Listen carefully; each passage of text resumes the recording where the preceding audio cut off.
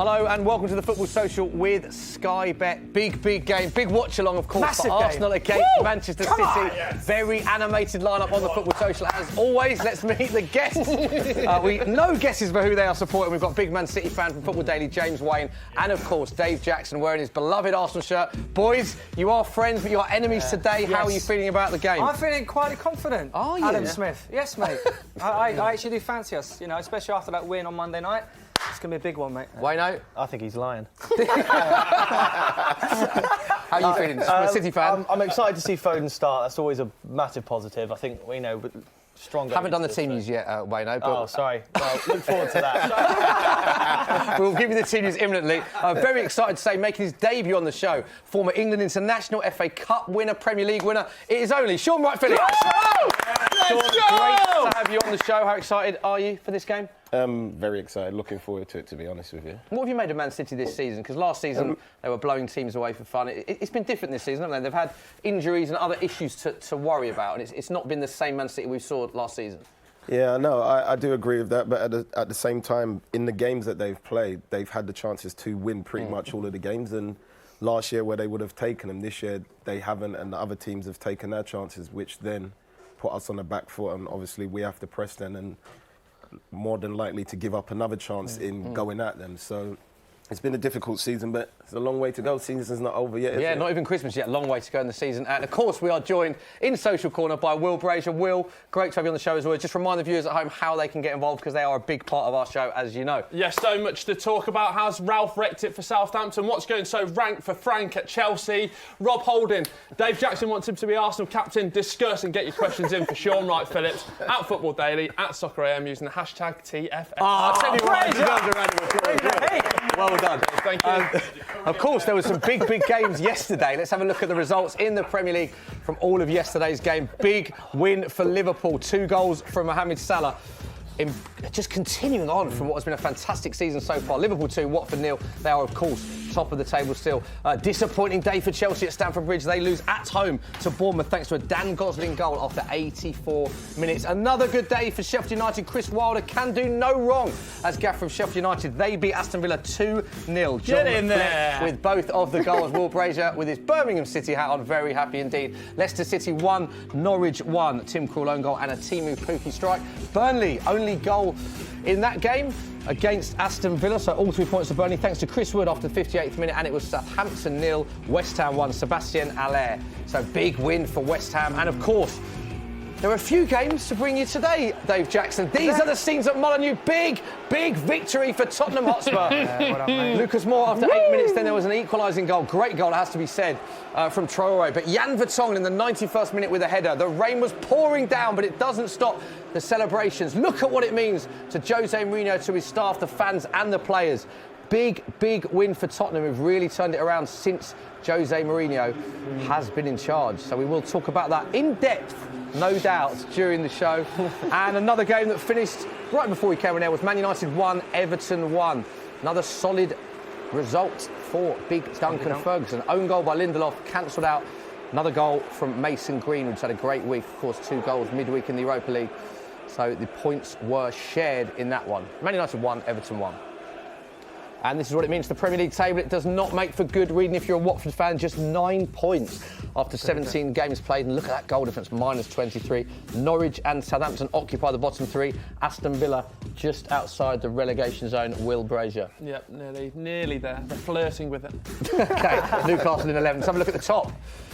What reading it makes for your Liverpool fan. 49 points from 17 played. 10-point lead over Leicester. Instantly, Leicester with the superior goal difference. Man City quite simply have to win today. Spurs jump to 5th with that win. And instantly, Tottenham's next game at home to Jose Mourinho's former club Chelsea. And Tottenham can go 4th with victory over Chelsea. So let's talk Mourinho with Sean Wright-Phillips. Sean, someone that you know very well. You played under him. What have you made, firstly, of the appointment? Were you surprised? I was very surprised that Spurs actually sacked Poch to start with, to be honest with you. But you couldn't really replace him with a better person.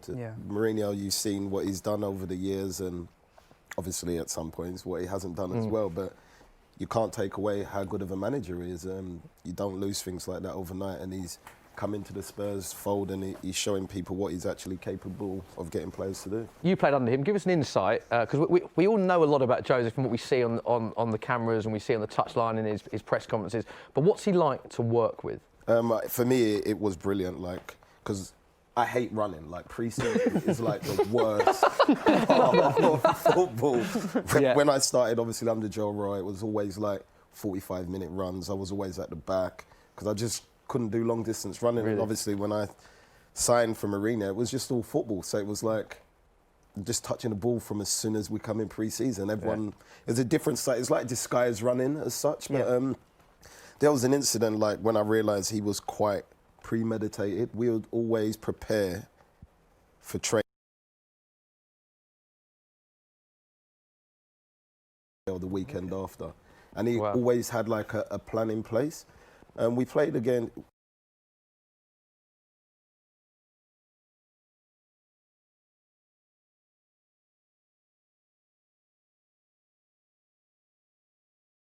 Yeah. 3-0. I remember changed it at half time. We draw 3-3. We went to Spurs and then we won 2-1.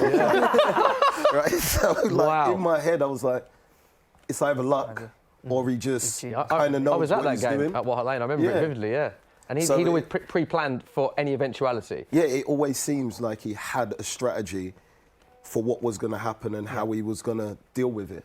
Which, as a player, it was good going into as well, because you know what it's like sometimes. If you're not playing, you're like disheartened. But when I was at Spurs, I never... At Chelsea, sorry. Keep that up. When I was at Chelsea, it never actually ever seemed that way. We always just seemed together, whether he was playing or not playing, which he seemed to be good at. Can I ask about his man management as well? Because so many players over the years said they had a real bond with Jose, and then we saw at Man United it was a different relationship we had. What's he like off the pitch, away from football? I found him really, really cool. Like, I got on really well with him. Even when I was at QPR, and we obviously played Chelsea at QPR, the first thing he did when he saw me on the bench was come over, say hi, ask me how my little lad's doing, because he used to play football with him when we was training. When I had to do daddy duties, I would like bring the kids into the training ground sometime, and he would like, I'll bring them outside. So for me, he was a really nice guy. But then you see like what happened at Man United, and then it's like, for me, it's a clash of egos. Simple as that. To be honest, that's what I have to put it down to. Because it's the same team he left. That went on a 10-game winning streak. But everybody said it's Mourinho's fault. Yeah, interesting. But a big win for Jose and for Tottenham. So we'll discuss more with Sean about Jose. And also, any questions you want for Sean, about his career, get involved. We will speak to him about that at half-time. Let's have a look at the lineup. Dave, I want to get your thoughts on Arsenal, because some interesting selection here. Leno in goal, Maitland-Niles, Chambers, Socrates, Kolasinac, Torreira, Guendouzi, Pepe, Ozil, Martinelli and Aubameyang all start. So your initial reaction when you saw that lineup, mate? I was a bit worried, but I feel... Where particularly were you worried? Probably like the defence. I think it's a big game for Torreira. We've said that a lot on this show this season. About the defence, and I feel if you look at the players we've got available, I don't think Luiz has potentially hit the ground running as I hoped he would. But I think there's some two kind of like defensive midfielders in there. They're going to have a massive kind of like job on their hands today, Torreira and Guendouzi, hopefully. And then, so the defence is not as strong as it could be, but it kind of is what it is. We've got to hope that our attacking players can do as much damage to City before them doing the opposite ways to us. And I think we will be able to create chances today, just whether or not we can take them. So I'm hoping... Potentially, there were a lot of goals in that team. Quite an attacking lineup there. Let's have a look at what Man City are doing. Edison, Walker, Otamendi, Fernandinho and Mendy. Midfield three of Gundogan, Rodri and Phil Foden starts with De Bruyne, Sterling either side of Jesus. Sean, your initial reactions on that Man City lineup? As all the lineups, it's a very, very strong team. Obviously, without Fernandinho in the middle, because obviously the defence situation. But he's done outstanding as a centre-back, as makeshift, to be honest. But Arsenal's a tough challenge, especially like you said, the front three up there can cause a lot of teams problems. So let's just hope it doesn't happen today. But with our attack, we're always going to create chances. So we just got to be ready to take them. And hopefully goals galore looking at those lineups. So Will, let's go to you in Social Corner. Let's talk about the game. Loads of people joining us recently in recent shows on the stream. What are people saying about this match? Yeah, we were just talking about the defence there. Sean, I wanted to get your thoughts, and James as well. Pep coming out saying that they're not going to spend in January. Do you think that's the right or wrong thing? I don't think there is a right or wrong thing. I think right now he believes in the set of players you got, and as a player, that's what you want from your manager, the belief. And like I said, if it wasn't for the chances that we didn't take and a few mistakes that have conceded a goal, we wouldn't actually be having this conversation about do we need to buy a new defender. But it's football and it's a long season to go and it can always change. What about you, Wayne? Yeah, I mean, we could always. I don't think, we wouldn't go out and spend if it was a necessity. But we have got good players coming through, like Eric Garcia and Harwood Bellis. So maybe they're not up to the standard of the Premier League yet. But I mean, you've only got a month until Laporte's back, and he's not training fully now, but he's looking good at the moment, and he seems eager to come back. So we only have to wait a month. So it would be, or less than a month. Obviously, the January window ends at the end of the month. So. Yeah, I don't know. I don't. Not that surprised. What did you make of Pep's comments after the Derby Day defeat when he's saying that we can't compete with the Man United, Liverpool's, Barcelona's? Because obviously net spend since Pep's been there, he's spent more than all of those clubs. I think that's just. Do you think that's mind games or? Nah, I think he's just I don't know, protecting the players a little bit. And right.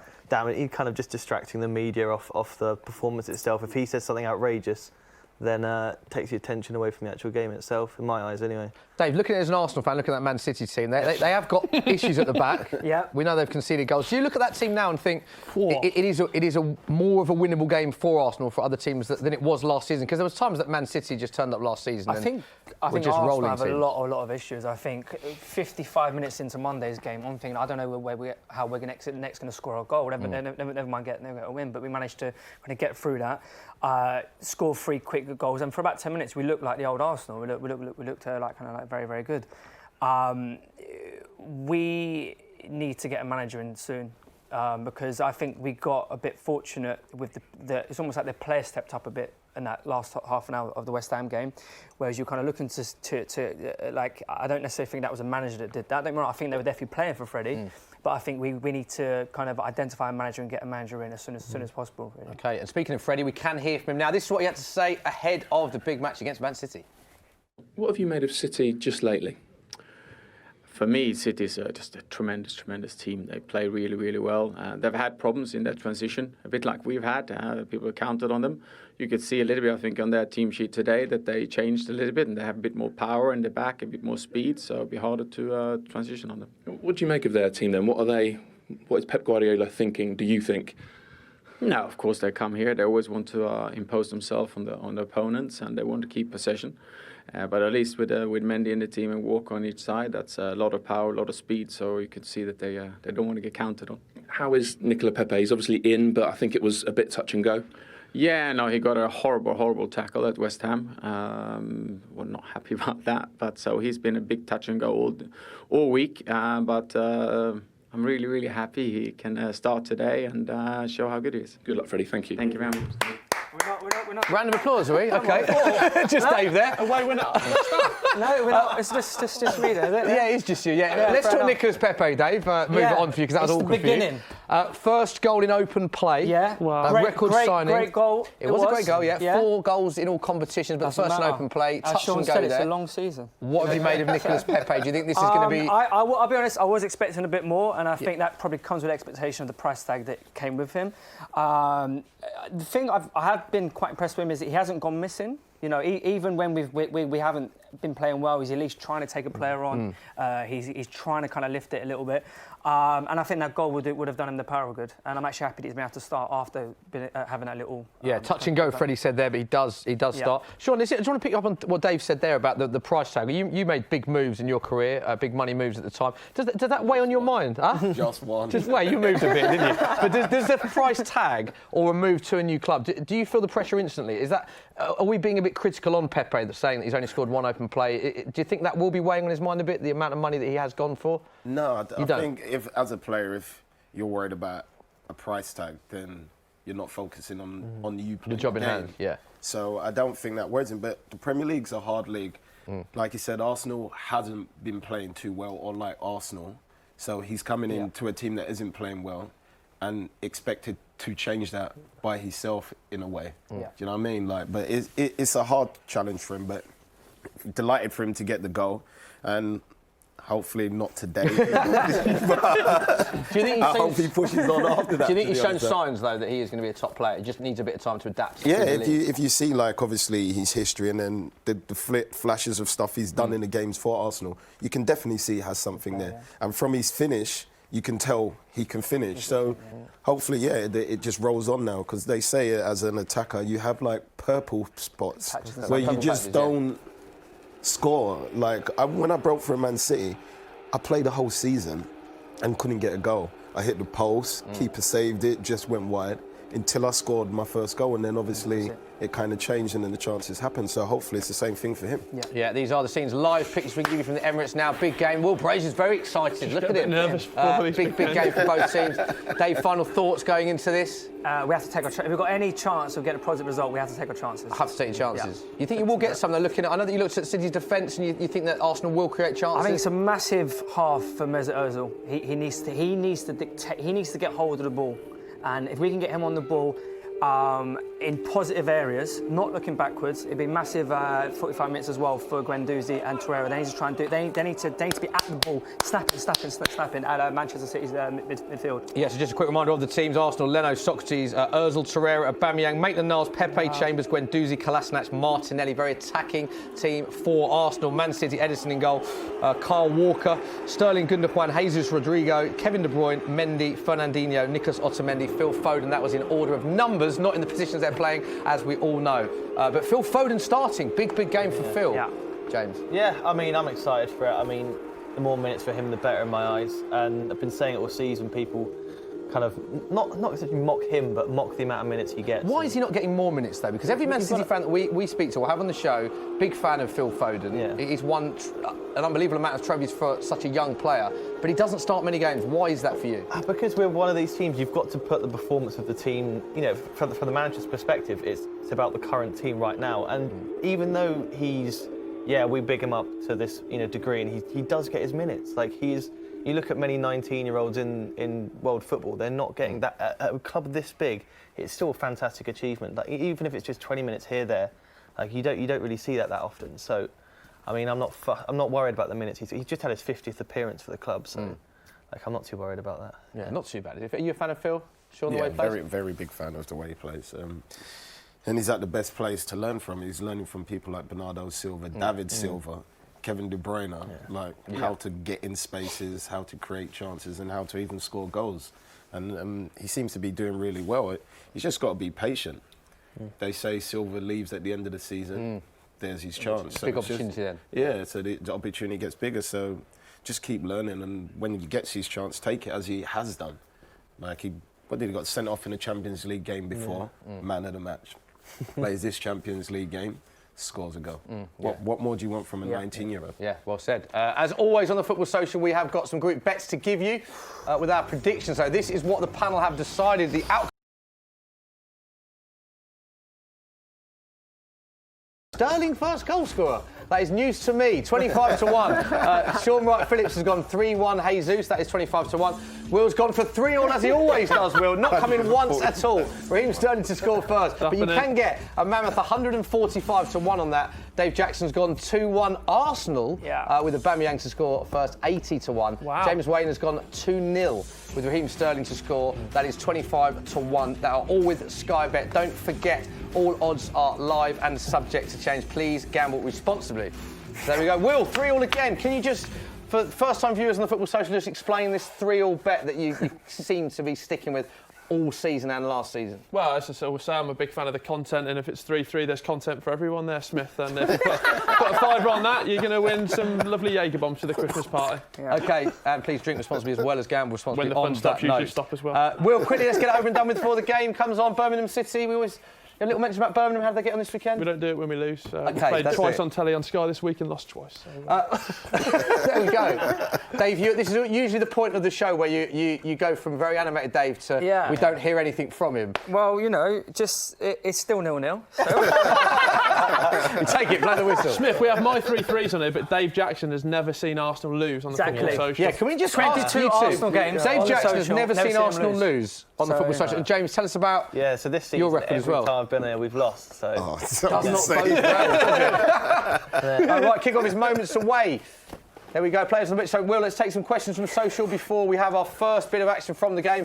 Gundogan and Jesus standing over the ball. Let's get some questions in. Yeah, we're talking a little bit about it in the preview there, but Arsenal are still without a manager. Dave Jackson, yes. Who would you like to see, but who do you think Arsenal Who would I appoint? love? Who As would in, you love? well, as a man who's available, Pochettino. I don't understand why we don't go and get him. Do you think that's realistic? I'm not just saying that as a Tottenham fan. As in, do you think we could acquire him, or do you think he would want to come? Both. I mean, do you think realistically Pochettino as an Arsenal manager, based on what he said I think the previously... thing is, Pochettino was never sacked by Espanyol, was he? He was sacked from Spurs. And I think if we was to go and make an approach, I can't see why he wouldn't. He clearly likes his time in London. Go on, Martinelli! Go on! Oh no, it's too First chance for Arsenal, Martinelli edge of the box. No, stand up. Oh! First chance. We'll go back to the manager situation. Dave, talk us through that. Gabriel Martinelli, I know you're a big fan of his. He scored midweek against West Ham in his first Premier League start. I'm a massive fan and of that his. is the first big chance in the game. And that looks like an area that we can definitely exploit. Both from Manchester City's centre-halves, they're not doing their best, and there's a pretty good save from Edison there. And Martinelli is the future. £6.5 million, absolute bargain. Another chance for... Sean nervous first minute for Man City. Very nervous. Welcome, Sean. He's on the wrong wing. I mean, the fans they haven't even arrived yet. There's still fans trickling in. Nearly saw a very quick opening goal. Oh, God. Dave, going back to your manager chat then. Yeah, I think we could go and get Pochettino. I think we've got the money to actually acquire him. He clearly likes London. Yeah, why not? He's the one that you'd have over anyone else available. No, if I could have anyone, it would be Diego Simeone, because I want someone who's going to come in and instill a culture. Go on. Straight down the other end. So Jesus and the ball. City in Arsenal's box. De Bruyne! Yes! Goal! Yeah. 1-0 Man City. A minute on the clock. Kevin De Bruyne. Sean Wright-Phillips. How happy are you with that? We could be delighted. I can breathe a little bit there. Wow, What a finish that is. Sorry, Sean, talk us through this counter-attacking goal from Man City. Look how he plays.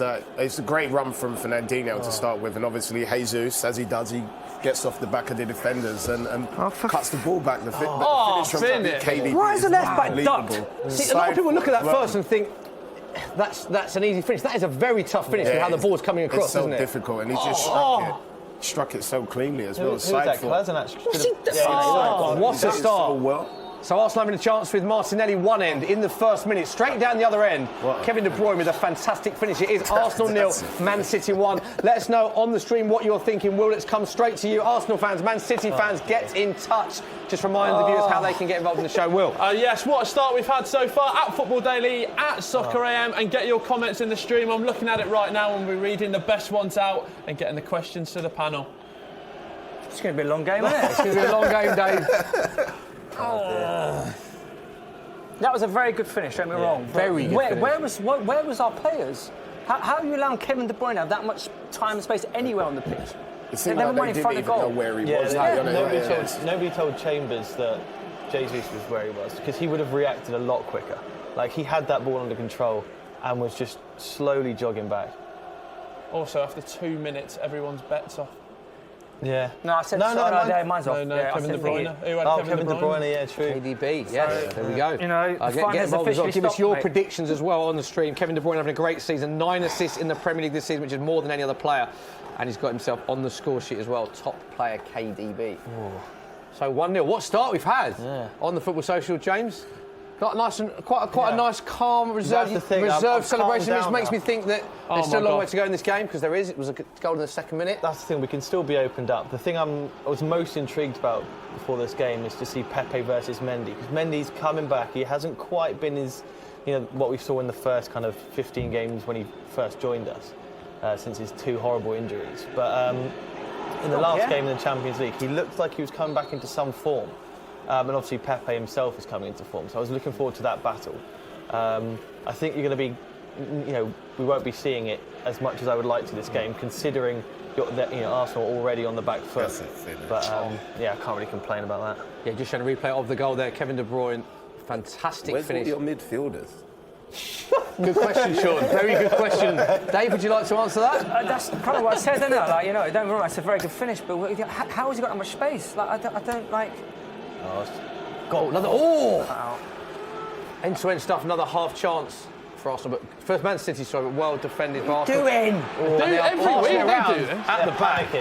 which Dave does not. Sean, give us an insight. You played in a lot of top games, obviously won the Premier League, of course. When you concede so early in the game, in terms of the game plan for Arsenal, that have come with the game plan, does it almost go out the window now that they've conceded so early?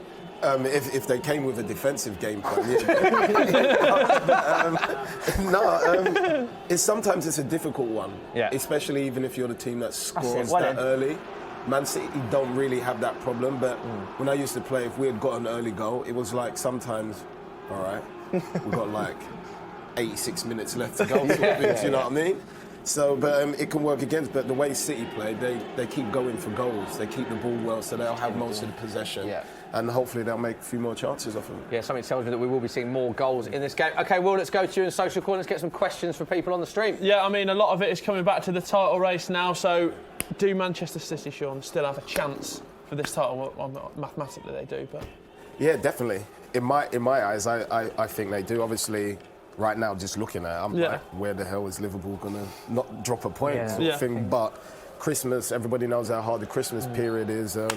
Teams start picking up injuries, team rotation, because it's like something like 7 or 8 games in like 12 days normally. Yeah. So it's a quick turnaround. So they drop 3 or 4 points. Man City and the other teams pick up the points. Surely. The league situated very differently. Do you think the pressure of not winning the title will, because Liverpool had a 10-point lead last year, do you think that will start to filter down onto the pitch from the fans as well? And do you feel that as a player?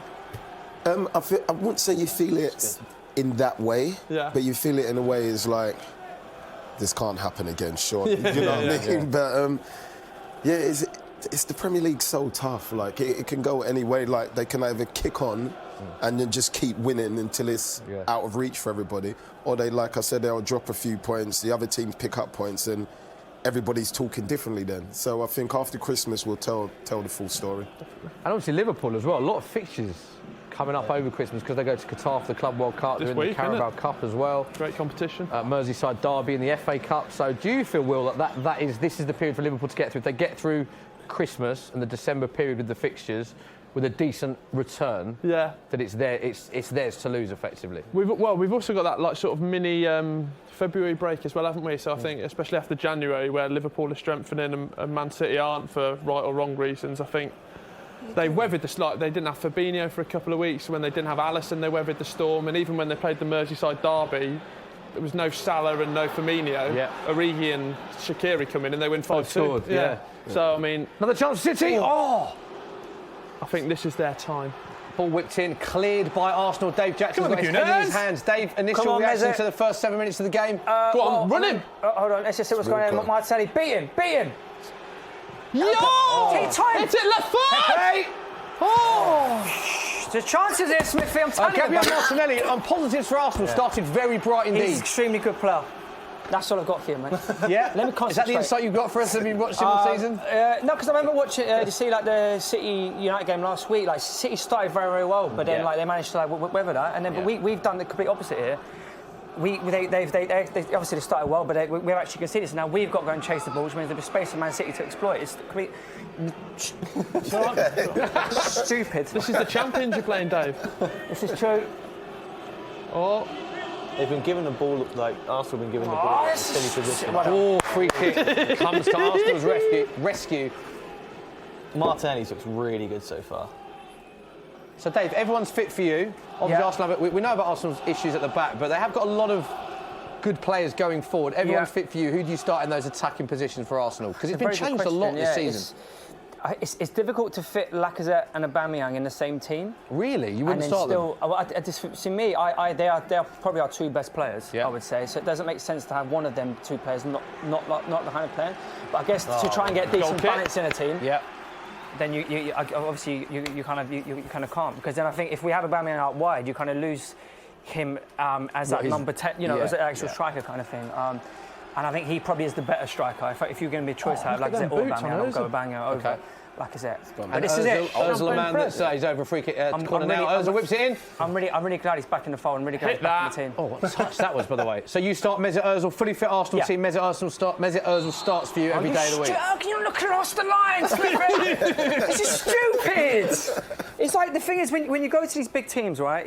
Or when you play these big teams, they're coming to you actually. Yeah, all right. When you play big teams, you have to do like the fundamentals first. Like it's like. Still, mate, for tomorrow, mate, you're gone, mate.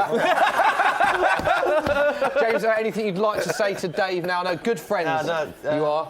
I don't rub it in too much. You know, you can see what he's like. He's a bit stressed at the moment, so I'll leave him be. Dave, quick one from Noah. He says, if City were to lose, should Pep be sacked? No. Wow, who's that from? These are the sort of people that are watching the stream, Sean. Sensationalist. Who wants to answer that? James, you want to say that? Sean's still Dave, so laughing. Dave Jackson saying Pep should be sacked. Well, if he isn't, come on. Let's get him on the show. What a guest that would be, by the way. Fantastic. Incidentally, if you do want to see my recent interview with Pep Guardiola, that is on the Sky Sports Football YouTube channel. Head over, like and subscribe. The plugs are down there. Come on. Any excuse for a plug. That doesn't even need an answer, does it? No, that question. No, I mean, Pep's built something at City that we've never seen, and probably will never see again. Really? That's where you're putting him. Never see the like of it again. I think we can win titles in the future and whatnot, but I don't think we'll ever see something that, like, you know, 2 on the bounce or like, we've got to realise how lucky we are and realise how good Pep is and what's been built here. So interesting stat after the Derby Day defeat. This is the worst points tally that Pep has ever had in Pep Guardiola's era, but it was like 32 points after 16 or something like that. So although it was meant as a negative, Sean, it's actually just goes to show, it's not a bad points tally. It just goes to show, for me, how successful he's been in previous years. Yeah. They're judging Pep on his own previous success. For you, do you go along with what James is saying? I know that they've got a fantastic team, but he's the best manager that Man City have ever had, period. Yeah, hands down for me. Like James said, he's built something from, I wouldn't say so much as the grand, but like all the academies, they're taught the same way, they play the same way. So he's brought that in, and now it's like, in a way, it's like a City way of playing. Yeah. And it's nice to see, and like, I think if he built players for the years to come and for the new managers, even if there's a time where he decides to part ways, which I hope is never, he has a system there where a manager can come in and maybe pick 3 young players, and now the standard is ready to go in and go. Yeah, so good point. That on really that, well. James, how long can you see him remaining as Man City manager? I don't know. There's all this talk at the moment about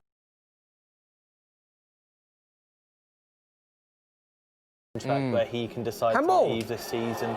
I think he'll it won't last as long as Klopp will at Liverpool. I think Klopp will outlast. Do you? You think Klopp will outlast Pep Guardiola? Because we haven't really seen Pep stay at a club that long compared to, I mean, Klopp loves a long time at a single club. And I think that, you know, even if he wins the league this season, he's going to try and build and just until he's bored, which might never be the case. But Pep, I think he will move on eventually. 2-3 years if we're lucky. I say if we're lucky, being 3 years into that. But obviously I'd like him to stay forever, but we've got to be realistic. You've got to factor into the equation as well. He has got 2 tapas restaurants in the city centre, one on King Street, which is phenomenal. So when you are making decisions, you have got to think of these things, business portfolio, everything like that going forward. So other tapas restaurants are available. Not in Manchester.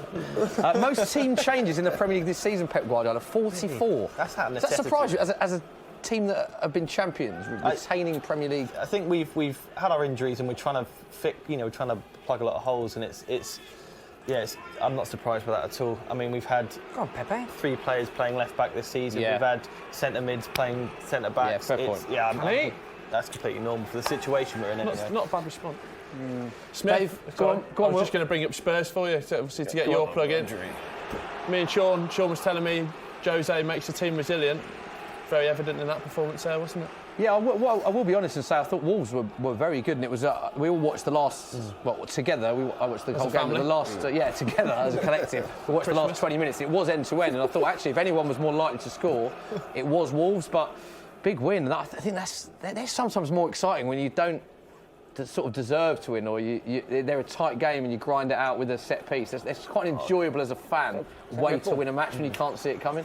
So delighted with the result. Delighted with Jose Mourinho, Dave. Yes, mate, Jose. No, it's a big win. He has undoubtedly had an impact. Is that what he does though, Sean? Like, mate, because you were saying he makes your team so much more resilient when he's in charge. Like when I was, as you see, when I was at Chelsea, I think the 2 years we was the best at winning 1-0. And like that's all you need to win a game. If you keep a clean sheet and you score 1 goal, and I think with the team he has at Spurs, he's got the firepower to score more goals, and Spurs do actually defend well as well. So he's in a good place at the minute, and if he does build on the team as well, then they can go on to actually do things, I think. Lovely. It is interesting, that, because I think a lot of people thought when Jose came in there would be a lot of 1-0s or he'd be resilient at the back, but the results have been 3-2, 3-2, 4-2. There's been a lot of goals, but a lot of goals conceded as well. Chance for Man City. Go on. Yeah! 2-0 Man City, big goal. Raheem Sterling, Sean Wright Phillips, talk to us. Sure, can't believe it. It's the combination. It's the way it's KDB to Sterling, whether he's on the right or left, he always seems to find him. I expected Arsenal to play how we're playing, because they've dominated possession outside the box and we've just absolutely... Yeah, we just saw a possession stat that Arsenal just edging possession. But the only stat that will matter, James, at this stage is Arsenal 0, Man City 2. That was Your good friend Dave defending. Jackson's in an Arsenal shirt next to you. What would you like to say to him? That is atrocious. I've given him a pat on the defending. back. I'm trying to do my best to support my friends Yeah, here, but look at their running back. Good. Oh, Look, they've just lost. didn't even- Everyone's lost their players. the fullback don't know where Sterling is, which he should do. Yeah. And also, Sean, got to talk about Kevin De Bruyne. 1 goal, 1 assist. He has started this game as Kevin De Bruyne starts a lot of games. Lovely assist, that, wasn't it? He's got the eye, hasn't he, really? Yeah. Like, it's a luxury team in a way, in senses like that, for an attacker. Like, if you're an attacker and you've got people like KDB and David Silva behind you, it's like you're spoiled. It's a dream, right? You're kind of spoiled, but as he does, he always picks out good passes, and Raheem's on the end of it. Yeah, Raheem Sterling, 20th goal for club and country. It is Arsenal 0, Man City 2. Arsenal playing about it at the back as well. Had a big chance in the first minute, but it's only 16-minute plays. It is Arsenal 0, Man City 2. Let's go to the comments in the stream, Will. I imagine we've got a lot of very happy Man City fans right now. Lots of very happy Man City fans. Lots of fans at other clubs sticking the boot in. Lots of... Go on. Can you just repeat those last ones? Lots of them flying around. But it just begs the question, Dave. Should you have had a manager ready and waiting? I think we did not learn the lessons that Manchester United did when Fergie. So you're saying you want David Moyes in? I don't want David Moyes. No. Okay. But look, there's a player there. He's got 20 league goals, 20 goals a season. It's almost like someone should have bloody picked him up. What's happened here? Aubameyang's down there, nasty kick. I think it'll be all right. Just a kick from Fernandinho to Aubameyang. To the back of the leg, does get booked for it. 7 yellow cards in his last 11 appearances against Arsenal. Sean quite rightly saying he does love a yellow card. Is he trying to do the old Sean? Do you ever encounter anyone trying to do the old yellow card Boxing Day trick there? Nah. And if Can you tell me any off camera?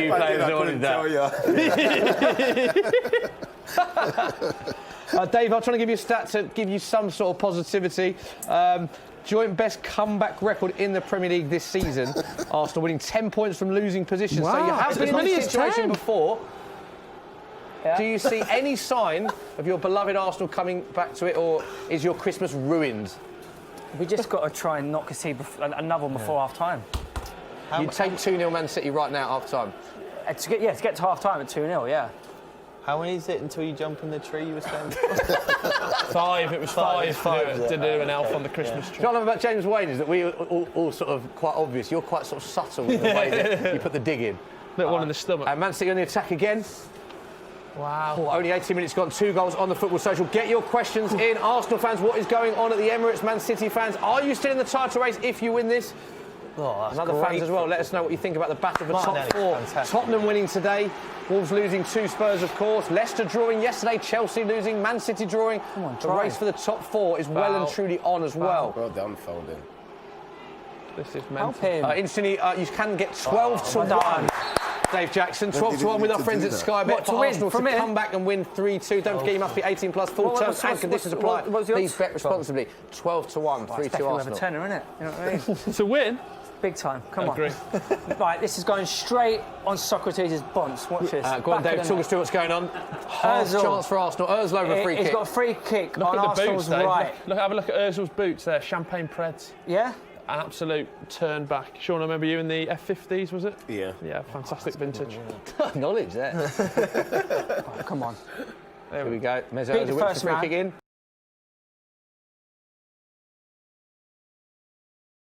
Dave. Oh my God. Thank you. Don't let him go back down that wing. Getting now a we bit go of back. joy down that side. Go on, Dave. Pepe down the right-hand side, Kevin De Bruyne. He's trying to whip it in. Oh, lovely. Kevin De Bruyne looks really on it today. It's almost like Pepe's only got a left foot, isn't it? Oh, what a pass. Genuinely the worst players. Like, if you're playing against Kevin De Bruyne and he's on form, you're like, it must be horrible. Here he It must is. be horrible. Just give him a kick. He's had well lively Martinelli. He's very good. They're He's scared got of him a little Walker. bit. He's got Walker and Chelsea in a minute. And again, Kevin here De we Bruyne go. Again. Could be 3. Go on, just keep Kevin De Bruyne running. has got Keep 4 running. red shirts Arsenal around players him. there. Well done. Great praise, Kevin De Bruyne, Right, for you, right. James. Obviously, you've got such strength in depth. Who is the most complete player, do you think, for Man City? Everyone's fit. Tough question to answer, probably. I probably would put Kevin De Bruyne because he's got goals, he's got assists, he's got, second assist. He knows how to put people through. He can defend when he wants to. You can't ask for anything more in a player, really. I mean, you could say Aguero just from the striking element, but I mean, if you're saying complete player, What has they to had be to De do was Bruyne. step back. Or Edison, They just actually. picked- Edison. Edison, just because he can play with his feet. I'd love to see him play midfield. I think he'd do a job. That'd be so fun. Be so fun. I did say at the start of the season, I think Kevin De Bruyne, for me, I think he's the most complete player in the Premier League. If he stays injury-free, because he's had injuries, I think he is the contender that's most likely to win Player of the Season if he has a complete injury-free season. I just think he's just got absolutely everything to his game. Going on from what you say as well, I imagine he is a dream to play with. Just a dream just to run play in the with. You can box. just- If I was a striker, I would You'd love just it, wouldn't you? go in the box Yeah. all the time. I would never come out of the box, or even as a winger, Come on, just do 4 what Arsenal Sterling players does. now, Back right? post, it's going to get there. Yeah, Sterling loves that goal, doesn't he? Yeah. Just running in back post. 20 minutes gone, still Arsenal 0, Man City 2. Dave, you've got the team sheet in front of you. Arsenal's bench. A few options on the bench. If it stays like this at half-time, would you be making any changes if you were Freddie Ljungberg? Bring himself on, wouldn't he, Freddie? Wouldn't at all. So you're happy with the selection, just not the Well, performance? I don't really know what. There's not like another defensive midfielder that can come into that team and just maybe pick up a bloody Man City player. Lacazette on the bench, do you think is someone that we will see? It's not really going forward. We're so open through the middle. It's not even. It's just.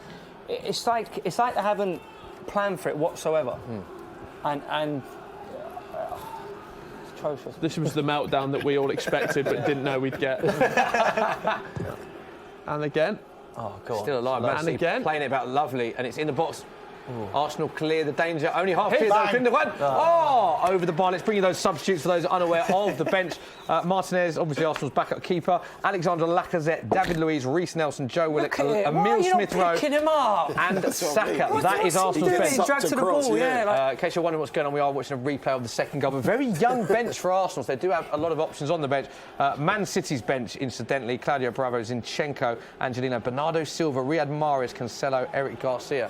So again, you'd imagine Pep will keep it as it is, but the likes of Silva and Mahrez, not bad names Oh, to who's that choose down? Is from. that Ozil? I mean, it's once again the strength in they've our done it, depth Fiesel. is just ridiculous. Hence why I can never really complain as a Play him, City fan. play him in. It's everywhere. We're stockpiled.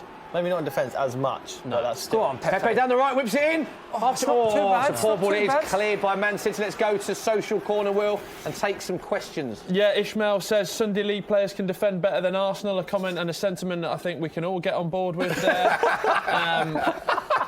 Away from this fantastic game of football, just to stir the pot with the Pep Guardiola rumours, do we think Barcelona are waiting to sack Valverde to bring in Pep?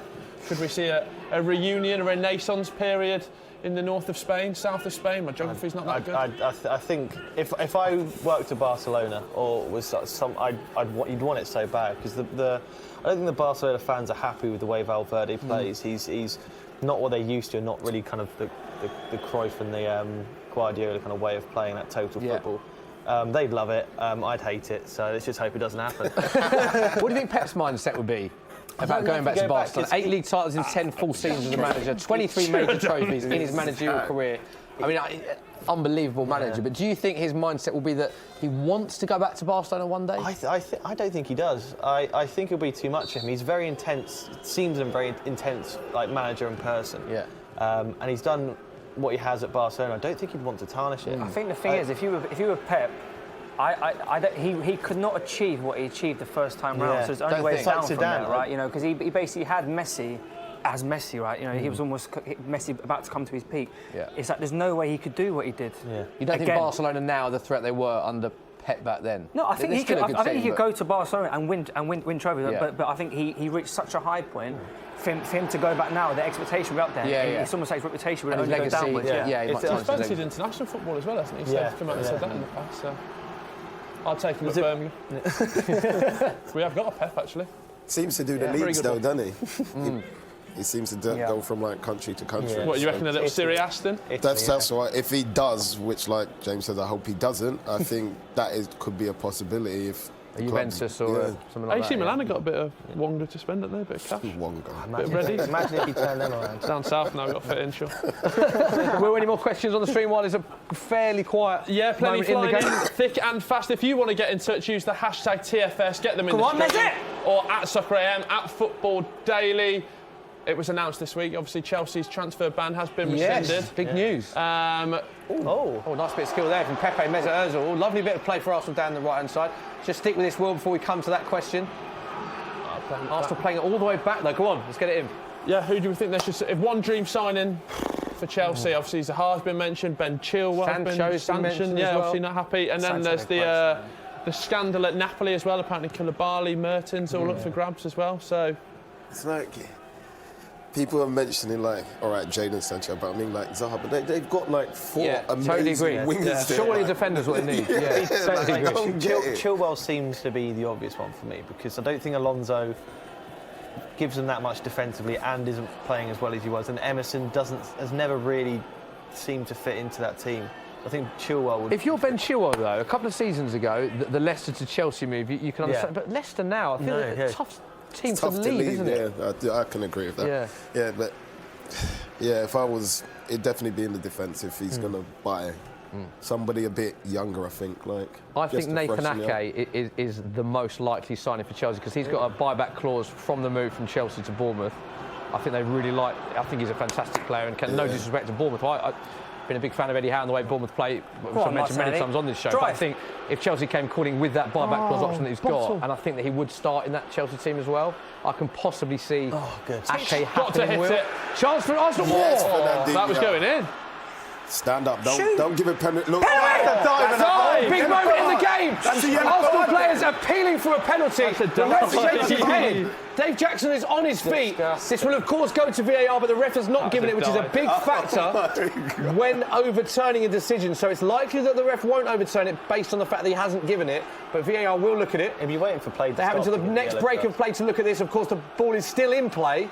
Sean Phillips as well, thinking it might have been a dive. Meanwhile, Man City on the attack, so we will get everyone's thoughts on that, whether we think that was a penalty, whether VAR will overturn it, or a booking will be made for a dive. Sean, your initial reaction was dive, no penalty. 100%. 100%. How long can they wait for VAR? It's got to be the next break. The next break of play. So but what if the next break of play ain't for like another 7 minutes?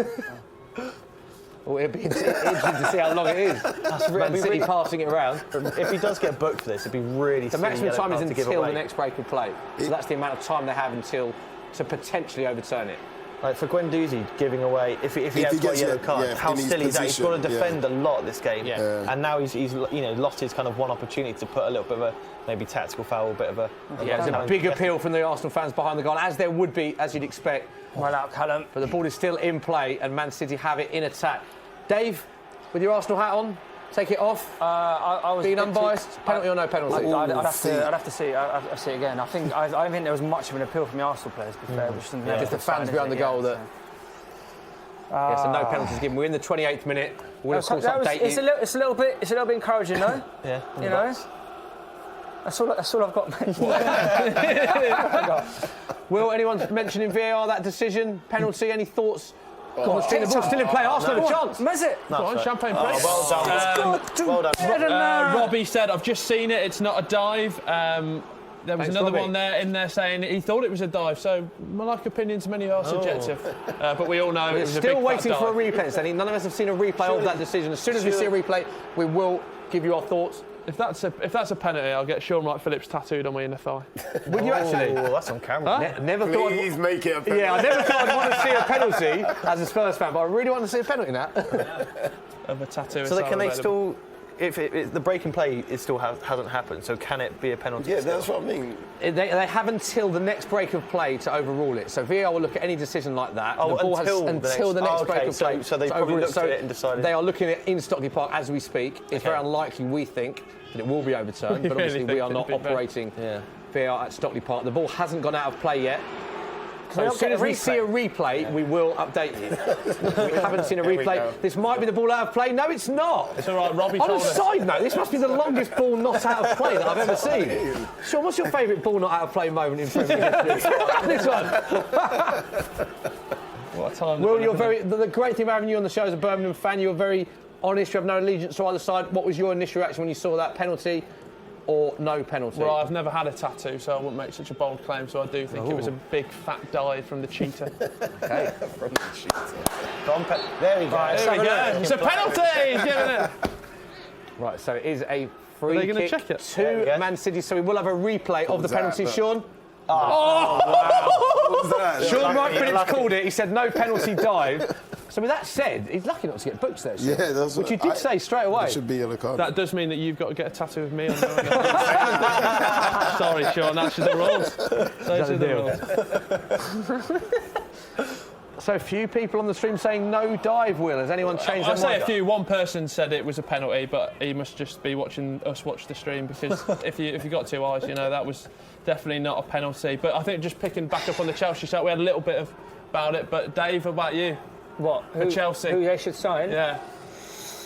You've got to put a little Premier League premium I think on that it. like Nathan Ake, particularly because the position that Bournemouth are in as well, I think that you can only see them going downwards, can't you? And the fact that he knows the club, they are in need of a bit of strength, and particularly in that centre-half position. I think that would be a good signing all round, apart for actual Bournemouth. Yeah, price boost to give you on your screen right now. Kevin De Bruyne to score a brace. Interestingly, he hasn't scored a brace for Man City for 4 years.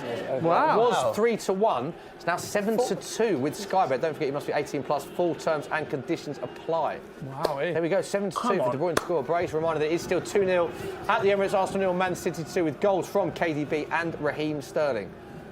There we go. Well, let's get back to the stream. Plenty of questions coming in. It's a little bit of a quieter period in the game. Yeah, get some questions to Sean. Sean, if you were one player that you'd have loved to have played with this current Manchester City team.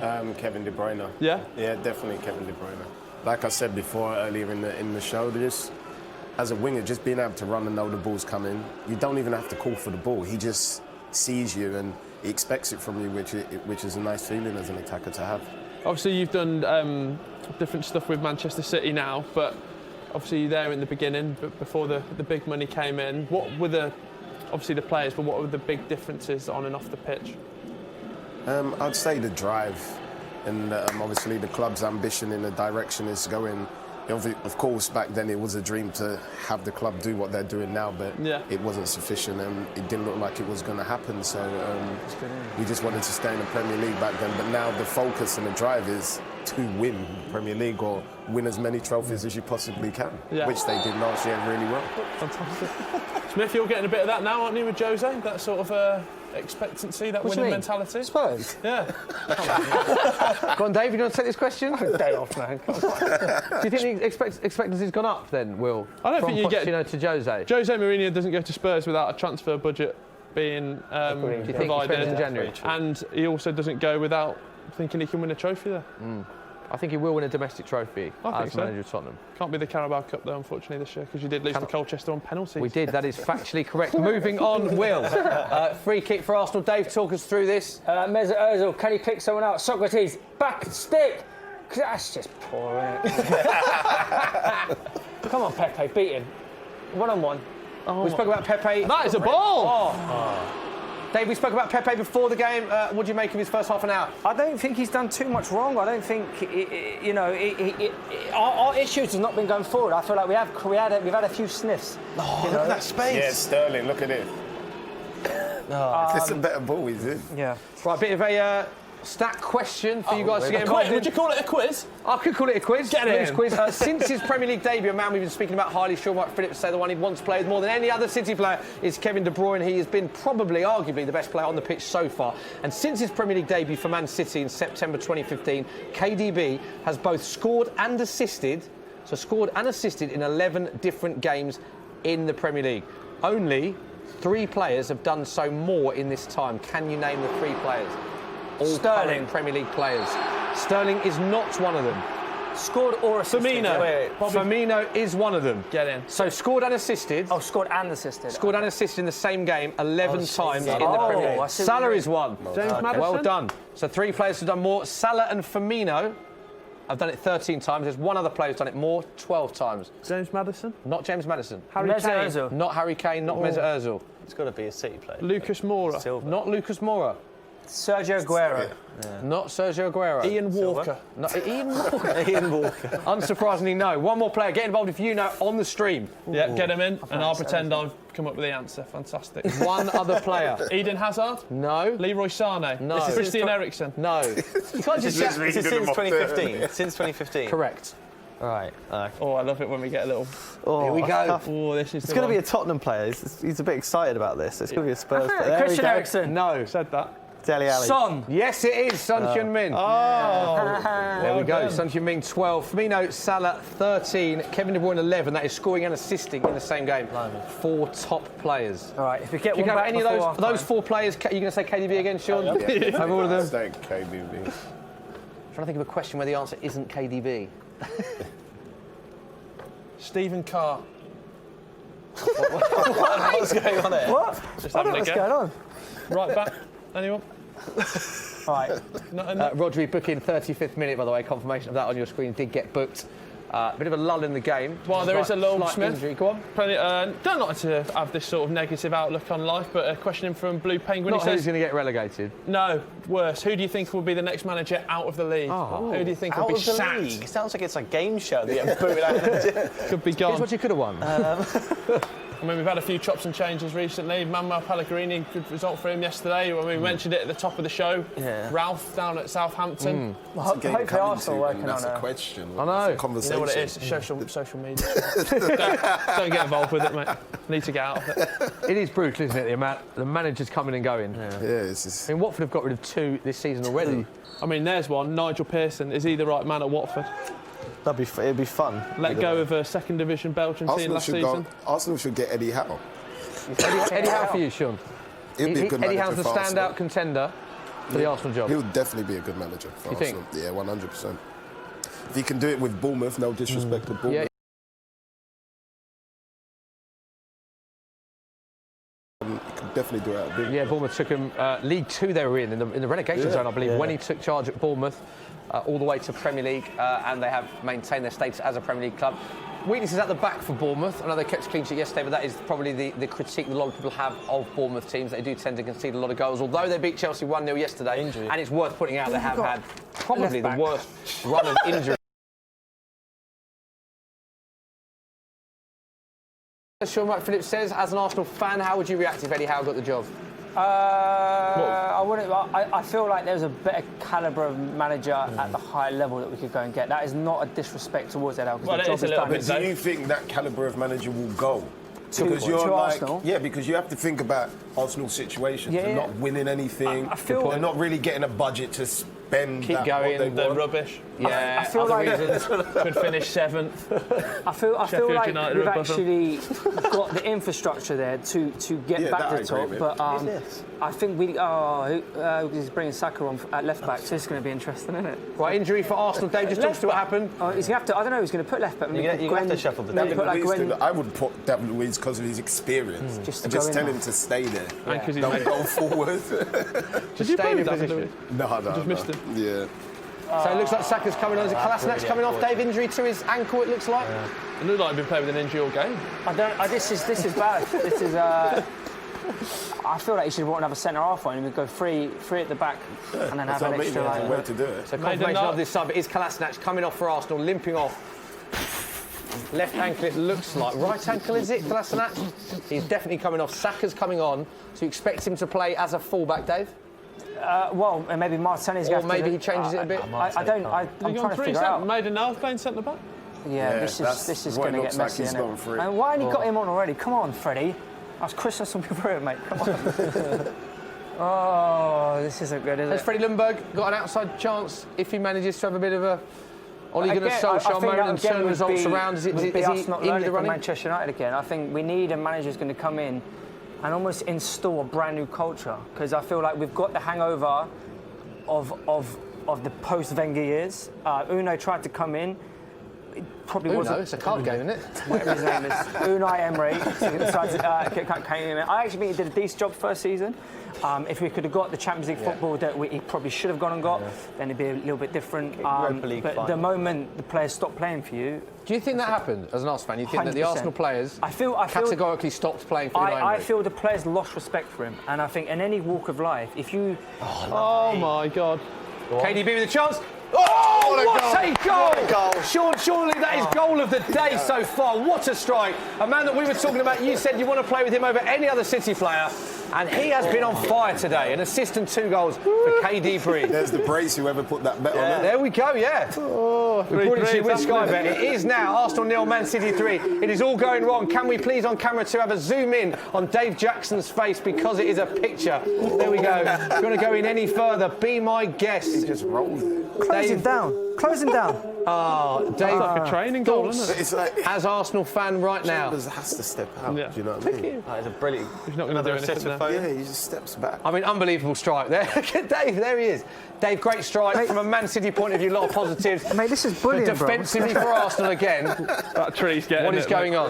That's a very good goal. You can't deny that, but it's like Brilliant. it's This not like cutaway we is don't brilliant. know he's a good player. Why are they giving him that much time? Sean, what were you just saying about Yeah, Chambers? like Chambers takes a step back. That means he's giving Got him to that him. shot. Like, Yeah, he's it's got to like- go to the ball there. First Premier League brace in 136th appearances in 4 years, Kevin De Bruyne. Oh, he did win the We're bet. singling him out. We had it as a Sky bet earlier. As they a gave it price away. bet. And Man City on the attack again. Oh, my Wayno, talk us through this. I don't really know how we got the ball, but we've got it. They've got it now, so that doesn't last very long. I don't know what formation we're playing at the moment. We don't have anyone on the left, I and don't this think is they know what ridiculous. formation they're playing. Take a forward off. Bring on David Luiz. Let him just sit in front of our defence. It's stupid. Like, why? Who have we got? Play Dave, left down back the now. camera, Dave. If Freddie Ljungberg is watching this at half time, down that camera 2. I'm not having a go at Freddie. What do you want to say to Let's him? get that right. You know. There you go. Look down the camera. Chiantini injured for 5 months now, and or whatever it is now. Now who's going to play left back next week? Would you say you're pro Freddie or? I'm always going to be pro. I'm always going to be pro Freddie. Same as I was always pro. I was pro Arsenal. I never once said Yeah, that is true. get Arsene Wenger out. Because look what we like, but he did that. And now look. So that's for you, a mistake to get rid of Arsene Wenger. I think it's a mistake getting rid of him without a plan. Yeah. Like you saw all the mistakes Manchester United make after having a legend like Sir Alex Ferguson, Yeah. without going, okay, this is the person we're going to bring in, and he's going to work under Arsene for the next 2 years. So he started becoming his team. But that was the plan. We Wasn't never did Unai Emery that. the plan? No, he was the man. just, a lot of Arsenal fans are very excited about at the time. To be honest, I was excited about it at the time because it was going to be. How easy he done that. Kevin De Bruyne is unplayable right now. Can we just talk about that? Foden, I have to give Let's that talk about Kevin. What Foden just did there was amazing. Go on, we're And going to see a obviously the replay any setup was minute. perfect Can you for please KDB. talk us through this moment of genius from Foden and Kevin De Bruyne? He just whizzes through them like if the Arsenal players. I have to say as well, what a save save. this is from Leno. We would be absolutely. Oh, I have to say, phenomenal. that is a phenomenal save from Bernd Leno to deny Kevin De Bruyne. What would have been 3 unbelievable goals, by the Yeah, way. great goals. You can't really blame the keeper for those, but the defenders have to help him. This will ruin Dave Jackson's day, evening, and probably Christmas. Sean, have you got any positives for us from this half at all? You can say no to that question. I did earlier in the game the fact that the Martelli and Martinelli. Pepe were creating the chances and stuff like that, but now, since the first goal, it's kind of just gone downhill for him. To be One honest. positive for Dave Jackson, obviously Aubameyang has never scored against Man City in the 4 times he's played against them. So How's that positive? sorry, and it was a negative. Sorry, Dave. Let's get some questions and some comments and opinions on the stream. Yeah, they are flying in. You can imagine many people just laughing. DT says, not that DT, another DT says, Freddie Ljungberg, get out. Ooh, Strong. Is that an Arsenal fan? Cannot confirm nor Okay. deny those. Can we just get, while you line up a few more comments, thoughts on that comment? What was the comment? DT, mate? Freddie Ljungberg out. No, I think we definitely need we need a plan. We need a manager. We definitely need a pillar. new manager. But this isn't Freddie Ljungberg's fault. This isn't Freddie Ljungberg's fault. There's been a lot wrong for a long time. and now we're paying the price for it. Do you think in the Premier League that now that there is a mindset, certainly, when things aren't going right, it's easy to blame a manager? We've seen so many managers come and go. We were asked a very negative question earlier of who's the next manager to go. Players have to take responsibility, Sean, don't they, when things aren't going right? Yeah, totally agree with you there. For me, like, Freddie's picked a team. It's a good team. How is Foden the team that winning that Arsenal put header? out is not a bad And fair team. play, he's played an attacking team because he thinks he wants to go for the win. He's gone for the result. And it's not a bad team. No. They just don't seem to defend well. And they're playing against a team that creates a lot of chances. So it doesn't go together, if that makes sense. It goes higher as well. I mean, look at the transfer policy. Whoever thought getting David Luiz in to shore up the defence for £7 million was a sensible move? I mean, Frank Lampard must have been rubbing his hands together when he was getting cash for that. It's just an absolute liability. I just never understood that transfer in general, to be honest with you, how it even came about, because there wasn't really any talks about all of a sudden, or whispered. Quick, wasn't It just happened. Yeah, it's been all Man City this half. It is Arsenal 0, Man City 3. We are approaching injury time in the first half. Man City with a half chance here on the edge of the box. Chance to make it 4 and to just compound what is a very miserable day. Sean, do you think this is a positive for Man? It's a new way of like the last 2 seasons, a very like vintage Pep Guardiola performance. You go away to Arsenal. Well, not so much this year, but it's a hard place to go to, and it always has been a hard place. But to go there and obviously be winning 3-0 at half time, it looks good running into Christmas. You're playing with Phil Foden, who's playing amazing. KDB's got his goal scoring boots on and his assists. Hopefully positive things will come out of it. Oh my God, goal. Unlucky. Well done. What about you, Wayne? Yeah, I mean, the massive positive I can take from this is Kevin De Bruyne, as you were kind of saying, like coming into form at this time. Brilliant. This is always the most crucial, time of the season, and having Foden, who's I think David Silva, I think, is injured at the moment. It's worth talking about Phil Foden actually, because we're singing the praises of Kevin De Bruyne, but Phil Foden, the start, someone we spoke about at the top of the show, not done a lot wrong. Looked very good today, isn't he? I mean, I watched him on Champions League midweek, and it was phenomenal. Like, if he was an experienced player, you would still praise him as much as you would in that game. Like, he was heavily involved in all 4 goals. I don't think he got I think he got maybe 1 assist, but definitely got his goal. And like the tenacity of him as well. Like in the first goal, he got kind of hacked down. They were going to give a free kick, but he got up, ran, kept the ball alive, and then we did score from it. And I mean, it's a similar situation to when like Sean was coming through. It's like Man City haven't really had that many people come through the youth system. It's more exciting when they're one. You feel that you're one of us. Like, the club is in you, and you're part of the club. And it's just so exciting at the moment. Yeah, lots of reasons to be excited for Man City fans. Take a few questions quickly before we get to half-time, Will. Yeah, lots of comments flying in thick and fast. Morgan Rutherford says Spurs are way better now than Arsenal.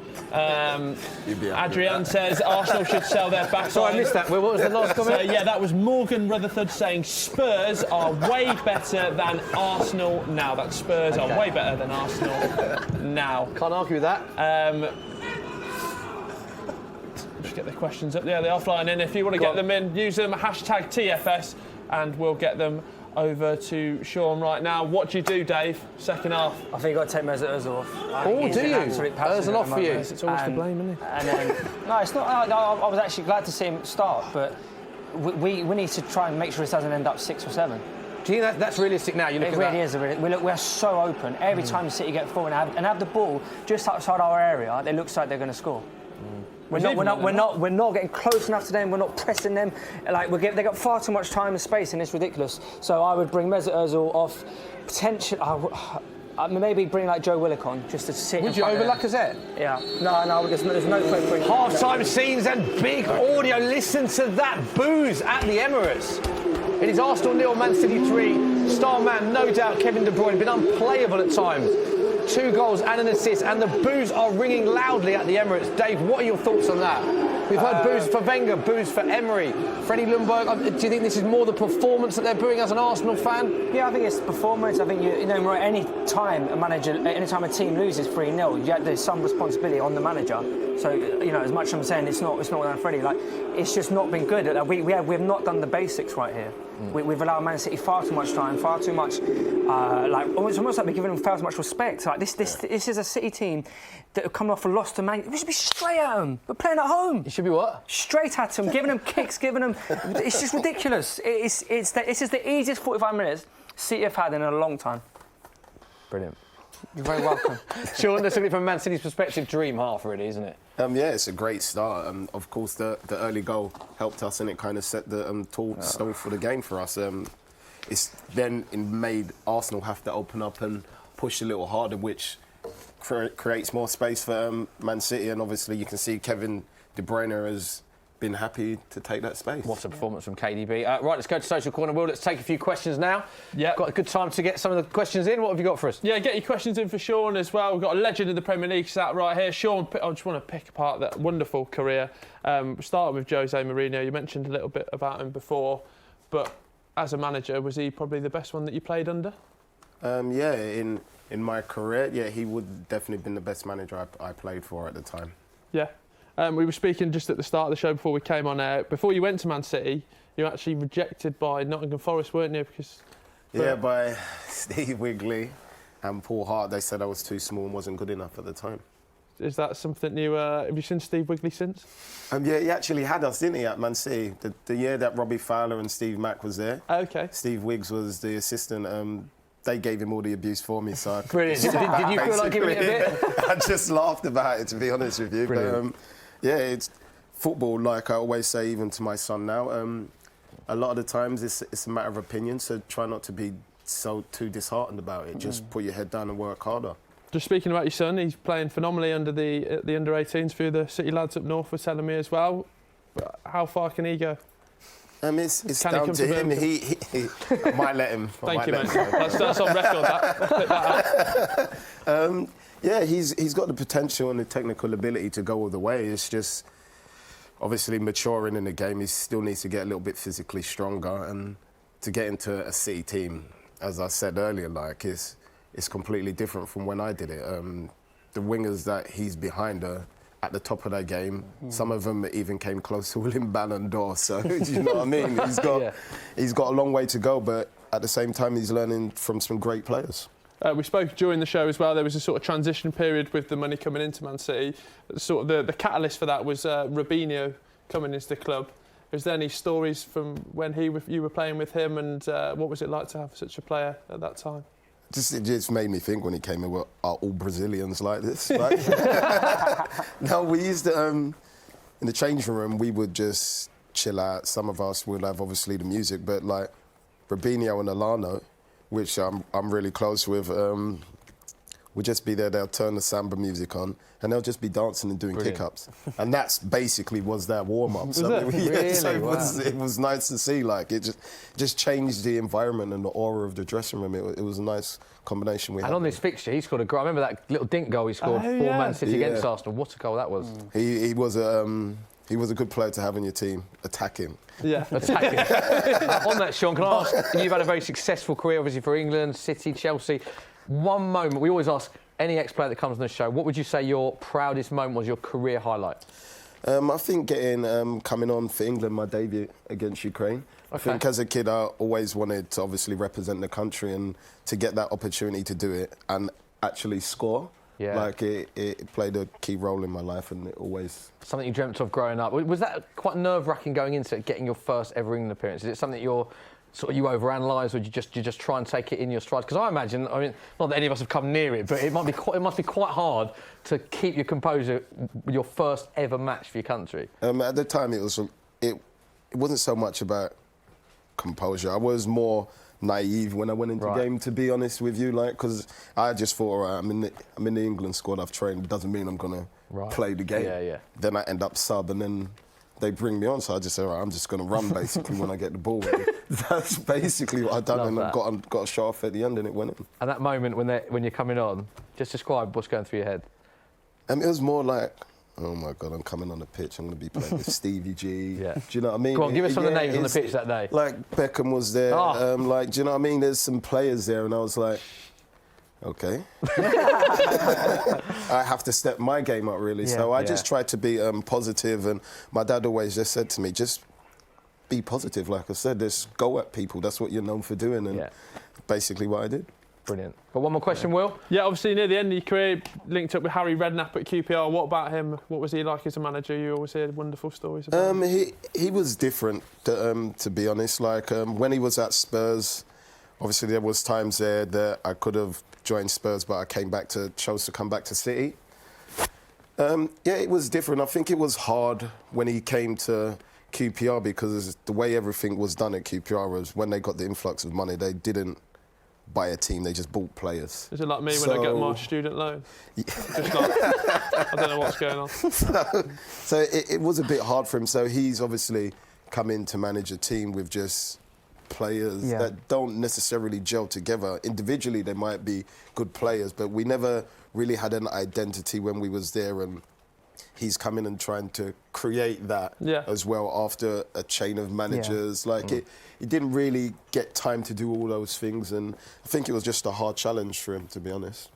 Great stuff. Keep your questions coming in, incidentally, throughout the afternoon for Sean Watkins. Any questions you want to ask to any of us, but I imagine you want to ask some to Sean about his career, or Dave Jackson about his career and how disappointed he is today. Keep them coming at Soccer Mat Football Daily. Right now, there were a few other games today, as we know. These were the scenes. Big win for Tottenham in the rain at Molineux. The only reason we were showing this is because Dave Jackson's on the show and Arsenal currently trail 3-0. But it's a big win for Tottenham. Injury time winner thanks to Jan Vertonghen, and the points were shared at Old Trafford. 1-1 that finish. So another good result for Duncan Ferguson. There you can see what that means to him. They did take the lead, incidentally, but Man United equalised, and it was a good day for Everton. Let's hear from all involved earlier on today. Duncan, with all that illness and injury, what sort of result is that here? It's tremendous. What a fantastic performance the boys put in. What a shift. Unbelievable. We just couldn't hang on there. We're trying to change the shape a little bit. Just couldn't get the information on. Boy, they were fantastic there, man. Was there part of you almost disappointed didn't actually come away with the win? You know what, at the moment I'm delighted. I'm delighted because we've got a point. Of course we were winning. But no, I can't complain, to be honest with you. Man United come on strong in the second half. I thought we looked good in the counter-attack as well. We had one or two chances when Dominic broke forward. If we could just have found that final pass. But I thought the boys were absolutely amazing. Well, Ollie, first of all, a point taken away from that game. But does that feel like an opportunity missed in this one? Yeah, we're disappointed we don't get three. Towards the end, I felt we ran out of time and we didn't have the ideas towards the end to win it. But we put pressure on them. Kept them on the back foot. There was never any doubt if there was one team that's going to win it. I felt it was us. But then they're always dangerous on counter-attacks or set plays. So you're never sure. But we came back.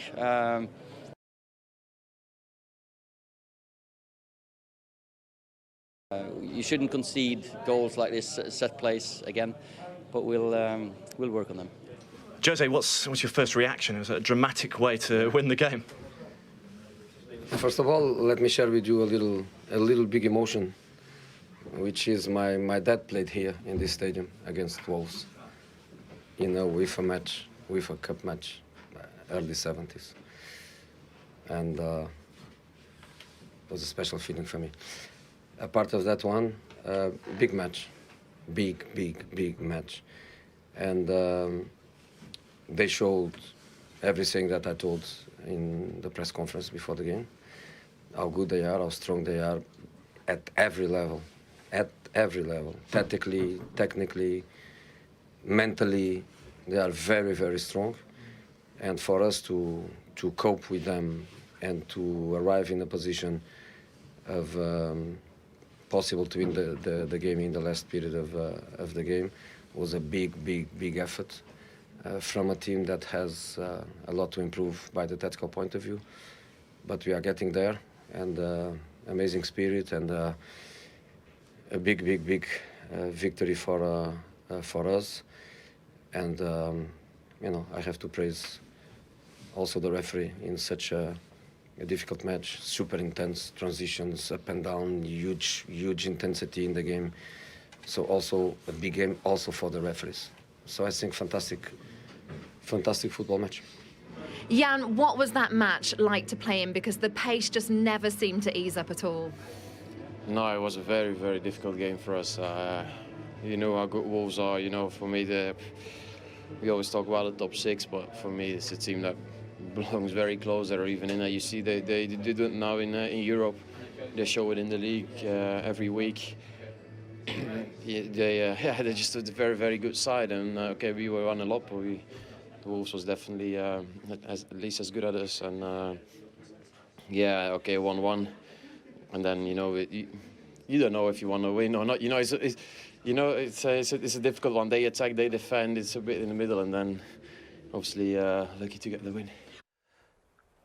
Sean, lucky to get the win, he says, but he looks exhausted there, Jan, didn't he? We saw the end of that game. It was a real end-to-end encounter. That one of those games that either team could have won. Yeah, that kind of sums up why he looks exhausted. Wolves gave it everything in that game, and they've carried on obviously from the way they played last season, and they're performing well again. But for Spurs and Mourinho to get a win there is a big result. Yeah, let's talk about you before the second half kicks off again. What are you up to right now? It's great to have you on the show. But you're not currently living in England, are you? No, I kind of follow the sun, don't I? Do you? Go on, tell us where you are. I live in Arizona at the minute. Nice. Just after I finished playing for Phoenix Rising, I just decided I'd stay there for a little bit and obviously do the work with Man City in the Legends Club, but from the American side. So it's been interesting. And your plans to get into coaching, management, media, what is the aim now? Just taking it step by step, to be honest. I do a bit of media and I do a little bit of coaching, but right now I'm just enjoying the downtime. Love that. OK. Looking at interesting scenes at the Emirates, Dave. Reasons for Arsenal to cheer. Gunnersaurus looks happy. Come on, mate. Let's get Possibly the highlight, isn't it, for Arsenal? Just stick Gunnersaurus in middle of midfield, tell him to just run about, you know, tell him, it's bad. Second half is moments away. We'll bring you if there's any changes. Dave, you are saying Ozil off, you said. Just for those joining us on the stream, just say what you'd like to happen right now. Well, I think we need to try and get hold of the football a little bit, but it's not even get hold of the football, it's just we need to get closer to Manchester City. They've got such dangerous players and they haven't really had to work. They've played well, don't get me wrong, but they haven't really had to work. Like, they've been 3 very well taken goals, but it's not like they're 3 well worked goals, you know what I mean? So and I think this, as I said just before half time, this is probably the easiest 45 minutes Man City have had in a very, very long time. Yeah, let's have a look at the match stats from the first half to see how they compare. Obviously, the one that matters for Man City is there are 3 goals to the lead, a couple of yellow cards for City as well. Attempts, Man City edge it 6-3 on target. Man City edge it 4-1. Arsenal with more corners. And are you surprised with the possession stat, Sean? Very quite close, considering Man City like to get on the ball. There's not been a lot in it possession-wise. Yeah, no, I'm not sure. I think Arsenal have always been good at keeping the ball normally anyway. So for it to be that close, no, it doesn't really surprise me that much. And we're looking for positives for Dave. They've had more corners, Arsenal. Trying to give you something to cling on to. If we get one back, I'm trying to go with PMA, positive mental attitude, Smithy, right? So we get one back, maybe a few doubts will start to creep in. Then they make. And everyone's happy. Yeah. Will, let's get some questions in for social corner as well. Actually, we won't because we've just seen the scene. Sorry, Will, I love your questions. We will take some questions shortly. But the teams are out at the Emirates. Arsenal, Man City. Go on, give us a question quickly while we look at these. Our live pictures, of course, from the Emirates as we're about to get underway with the second half. Yeah, we've had a lot of focus on the Arsenal 11, but Sean, obviously, just keep it plain sailing. I mean, if we get to 4 or 5, is that when he can look to bring the likes of Eric Garcia?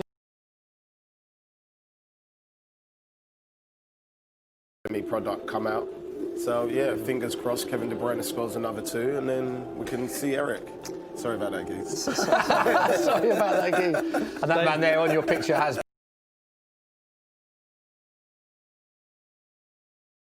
Jackson's still today. He is riveting. Love that, Sean. Anyone else ribbing Dave Jackson in the comments, Will? Yeah, people are saying it's going to be another 8-2 like it was at Old Trafford. I'd 8-2 be an Arsenal fan. Someone clever. just said it'll be 42-0. Arsenal 3, Manchester City 33. Just some of the comments that I'm getting and reading out there. So, what a time to be alive. Any other questions before we kick off? We're moments away from kick off. In fact, it has just started the second half. Any other questions for Sean or for our guests? Yeah, just looking at it there, has it been quite a, not a revelation, but Kevin De Bruyne playing as part of that front three as well? Does it just show how versatile he is? Most City fans would know he can normally play across the midfield, and he plays it really well. But the way he's playing today, obviously with Silva injured and folding in there, joining in, linking up good players, it looks really, really good. Sean, can we just carry on? Gambling here, I don't think we'll see an early goal the way that it's. But I just want to carry on from the questions that we had to you about your career at half time. You just listed some of the players you played with for England and, of course, for City and Chelsea. Might be a tough one to answer this, but who was the most complete player that you played with in your career? Because some of the players you played with. You say, including with England, I'd have to say Steven Gerrard. Stevie G. For me, without a doubt, he was one that. So many players that we've had that have sat on that sofa have said just how good Stevie G was. He was unbelievable. Because he had everything to his game, or? Yeah, but he also helped his teammates. Did he? Sometimes you don't always play well or things just ain't going your way, but he was always there to pull you along. And if you run into places, he knows how to give you the ball. He knows, either to hit it in hard or just to caress it in. He just had it. Everything you needed, basically. And you said that he helped people as well. He's obviously now in management doing a good job. Can you see him becoming a successful manager and potentially one day becoming manager of Liverpool? Yeah, I definitely can. If he's anything like he was as a player, he had the drive, he always had the winning mentality, and he just wore the club and the country on his sleeve, and I think he would do the same thing as a manager. Did he have those leadership qualities as a player, even from a young age? You could tell that he was a real leader. I didn't get to meet him when he was that young, but at the times that I did meet him, he definitely had the leadership qualities. Dave, can you see him? Steven Gerrard, Liverpool manager, Lampard v Gerrard one day. Liverpool v Chelsea. Can you see that? I think you can't see Klopp going anywhere anytime soon, can you? But no, fair point. This is it, mate. It's the first one coming. You ready? Yeah, go on. Stick with you. Pepe. Stick with Dave on this. Back post. Go on. Chance for Arsenal. Oh! Dave Jackson, stay standing. Talk us to first real chance for Arsenal this half, mate. Yes, lovely work ball down Arsenal's right. We managed to work it quite well to get a ball in. Aubameyang throws everything he can at it. Half decent defending from Man City and half decent attempt from Arsenal. So positives. Adam Smith. OK, big positive for Arsenal. And on that, we can give you a price boost, Dave, to cheer you up. Man City to win 6-0. Why have you done this? What is going on? It is now 14-1 with our friends at Sky Bet. 14-1 for Man City to win 6-0. Don't forget, you must be 18 plus. Full terms and conditions apply.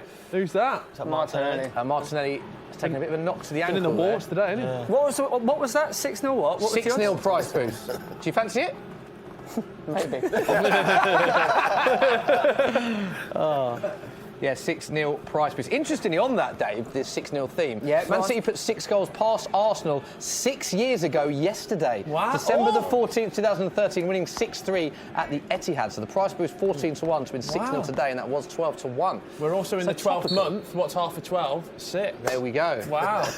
Everything's coming up. It was 6 degrees when I left the house today as well. Was it? Yeah. My birthday's actually on the 6th of February. Oh, there you go. And David, just so clear, it's not 6-0. I don't know what's going on. Not yet. Wow. Come on, Arsenal. Spooky. Just give me something.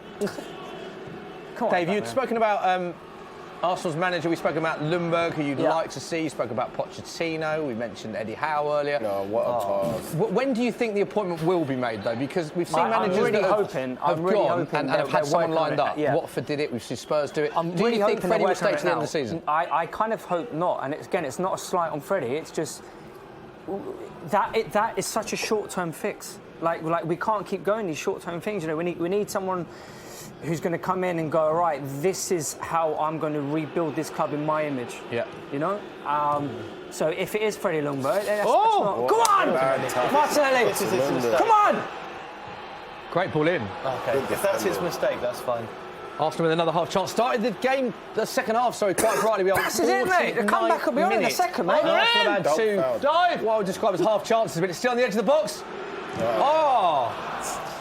Dave, you must be pleased with the way that Arsenal have started, but Torreira is now down. Few injuries, holding his ankle. Yeah, I'm over the moon, Smith. Torreira with a chance. It is well over the bar. Sean, what I wanted to ask you, obviously, because I think we're about 10 points behind after this game, but how much will the Champions League shift to be the #1 priority for Pepe, or do you think it always was this season? No, what I get from Pep is he just takes every game as it comes, and I think he would want to win every game that he's playing against. Yeah. So I don't think he really prioritises one trophy over another. I think he just wants to win as many games and trophies as he possibly can. I think that's evident with how strong they play in, like, Carabao Cup, for instance. Because even the Community Shield, isn't it? Yeah, exactly. He just wants to win, doesn't he? Dave, would you take a Community Shield next year in the trophy? Well, they've got to win. Yeah, then we'll be FA Cup or like the champions. We'll finish second. Liverpool do both in the final. But then they have to finish second. Which, yes, I would definitely take the trophy. It's been a hard day for you, mate. Wayno, you've been very relaxed today. I don't know. I don't really want to give us your assessment. Yeah, You've been quite nice to Dave as well. I feel like if it was the other way around, Dave would have bantered you more. I've got to deal with him for the rest of the week, so I can't say anything too bad. Yeah, he's technically my boss, so can't rib him too much. But if I'm going to the game, I'll be very professional here. Yeah. If I'm going to the game, I do think Arsenal set up all wrong. Yeah. I know it's hard to say this, like, considering they're playing at home, but the way people have got at City this season is by defending really deep and then springing attacks. And I thought that was what they were going to do today. I know it's a negative way of playing at home, but it's evidently not. So you think that Arsenal have set up all wrong from the start? Yeah, I mean, they haven't set up to play negative football. Pass from Kevin De Bruyne. But look at the space that these three attackers have now. Chance for Man City over the bar. Yeah. And just what you were talking about, space that they've given Arsenal, Jesus. It's what we've been bad at. The way we've conceded our goals is the way I think we're going to score goals in this game, by just springing a counter-attack and exploiting the ridiculous space. He has the whole pitch to himself there, Sterling. Best vision in the Premier League for me, Kevin De Bruyne. The way he picks passes out.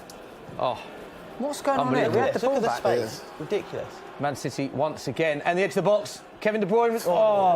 Danger is cleared. Yeah, Man City have a very good record in this fixture. City have won the last 5 meetings in all competitions. Dave Jackson scoring 14 goals, Dave Jackson. City are unbeaten in the last 7 Premier League meetings, winning each of the last 4, Dave Jackson. City have also won on the last 3 visits to the Emirates in all competitions without conceding a single goal, Dave Jackson.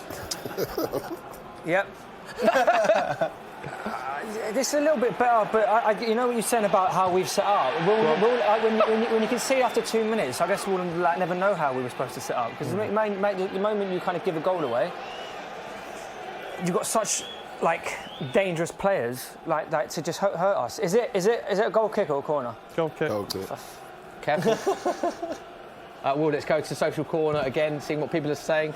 Yeah, I mean, I'm enjoying some of the statements rather than the questions, actually. So if any more statements or predictions that you want to read out, now's the time. One from Alfred. He's actually doing a bit of role play in the comments. He says, "Hey Arsenal fans, it's Arsene Wenger here. What have you done for me lately since I left you?" Okay. So, Dave. Mate, I never once said Wenger out, mate. So. You did. You told me in the toilet you wanted him out. You need to be honest with me.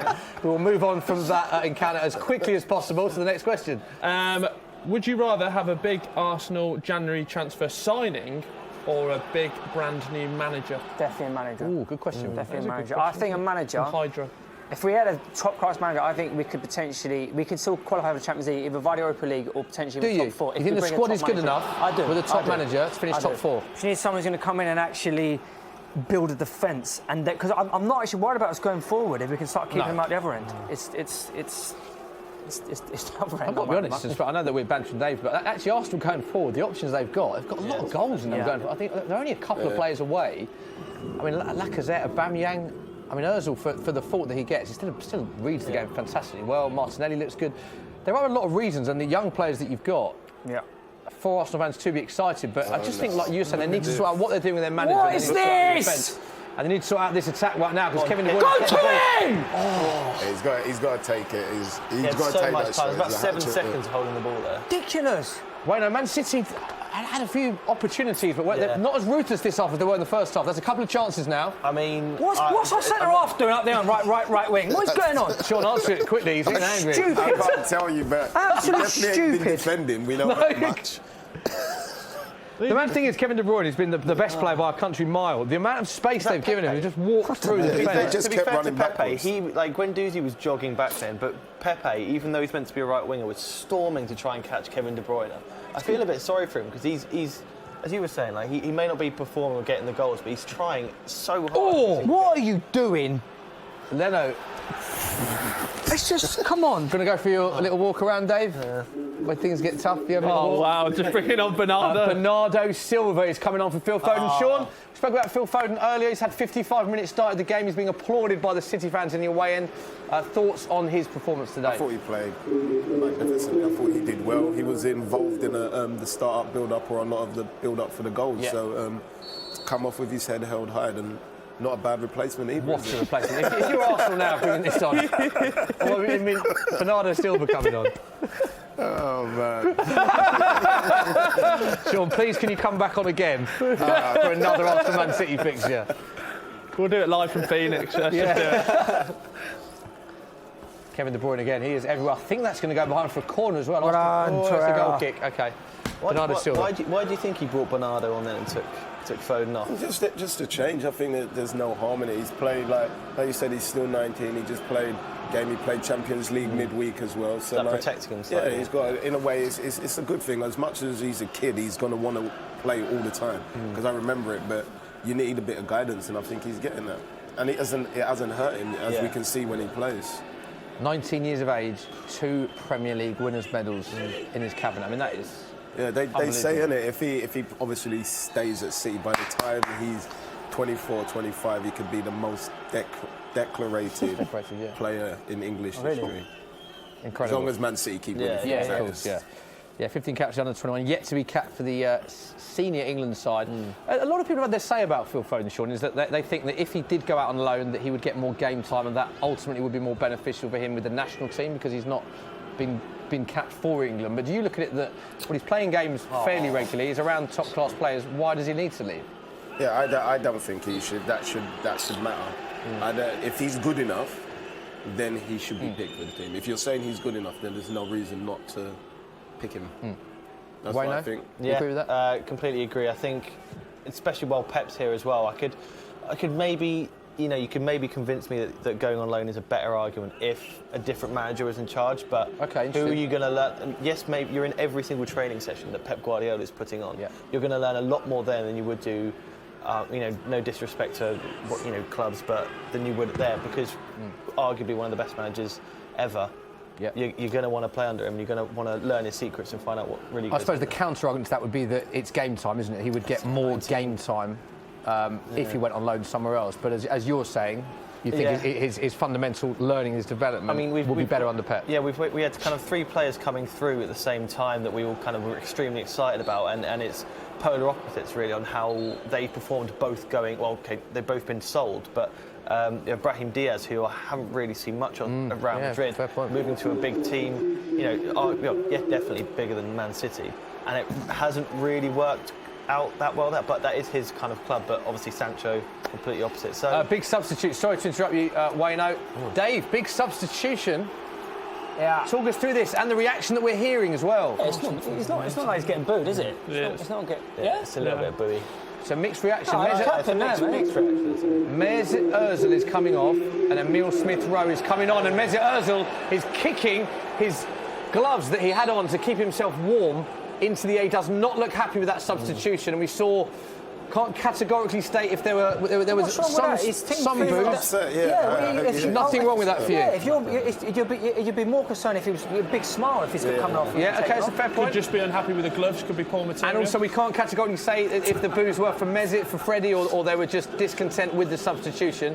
But either way, Mesut not happy with that sub. As a fan, it's an extra. If you were in the stadium, what would you be surprised with this substitution? Do you think it's good to give Emile a run out? What are your thoughts? If you look at who we've got to actually come on, I probably would have brought on Joe Willock. I think he's got more defensive mindset in him. A few times. But Smith Rowe back from injury looked quite good on Thursday night. So this might be just. It sounds bad, but maybe it's just to give him a bit of experience against a top team. Just big shots of Mikel Arteta, of course, part of Pep Guardiola's backroom staff. Another man heavily linked with the Arsenal job. Former Arsenal player, someone that was the Arsenal fans liked in his playing day, and very highly tipped coach. Is he someone that you would be happy with as Arsenal manager, or is it hard to say? It's a little bit with Eddie Howe. I think there's a better. I think there's stronger ready-made managers out there that we could go and get.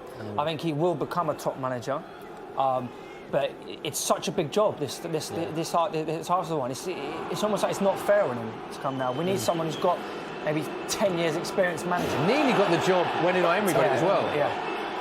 What's going on? Oh, well done well.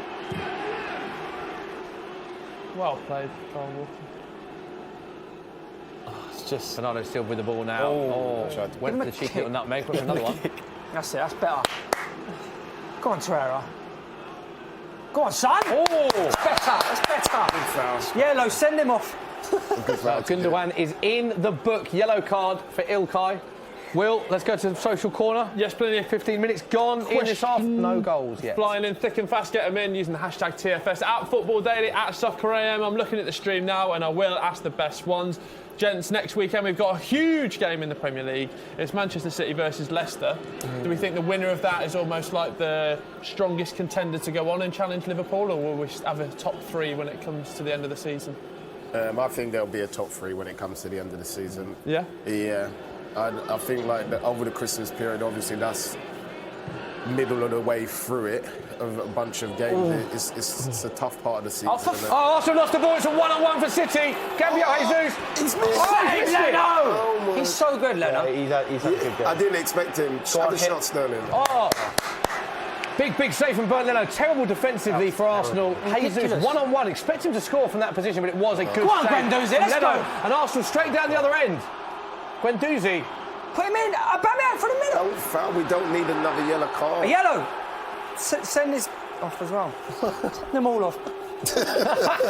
Yellow card. Mendy for the pullback. That is a yellow card for Mendy. And should that have been 4? It gets away from him a little bit, where he tries to open it up onto his left foot. Yeah. Oh, that's Here it is, terribly defensive from Arsenal. Got a lot of time here, Sean, as well. I don't feel like he needs to take it onto his left foot. I feel like he should have just stayed on the right. Yeah. And then got the shot off. Look at Freddie Ljungberg's reaction. We are looking at scenes of him with his head in his hands after that pass back. That is not the manager's fault that your defence does that. That's not a manager's fault. Yeah. No, I agree. It's ridiculous. Sorry, say it was. I got a bit aggressive there, mate. You'd expect Jesus to tuck that way. He's a man in form. Jesus scored his third City hat-trick in Zagreb on Wednesday. 5 goals in his last 3 games, 55 and 121 for City, including 50 goals in 72 starts. Scored 9 goals in his last Premier League starts, 21 goals last season, best scoring campaign with the club. Scored in 26 Premier League games and not been on the losing side ever, winning 25 of those 26. He's a man in form. We expect that to go in the back of the net. Is it Pep out? Why is it not in the back of the net, James? It's just good keeping from Leno. I mean, he has had a good game considering, to be fair. It's that brilliant save in the first half. It's weird, because how bad he's had a great season. No, I was jesting. It is a top player, top manager, and it's all going right for Man City, but Arsenal do have a corner. Come on, the Arsenal. They're showing more heart now, to be fair to them.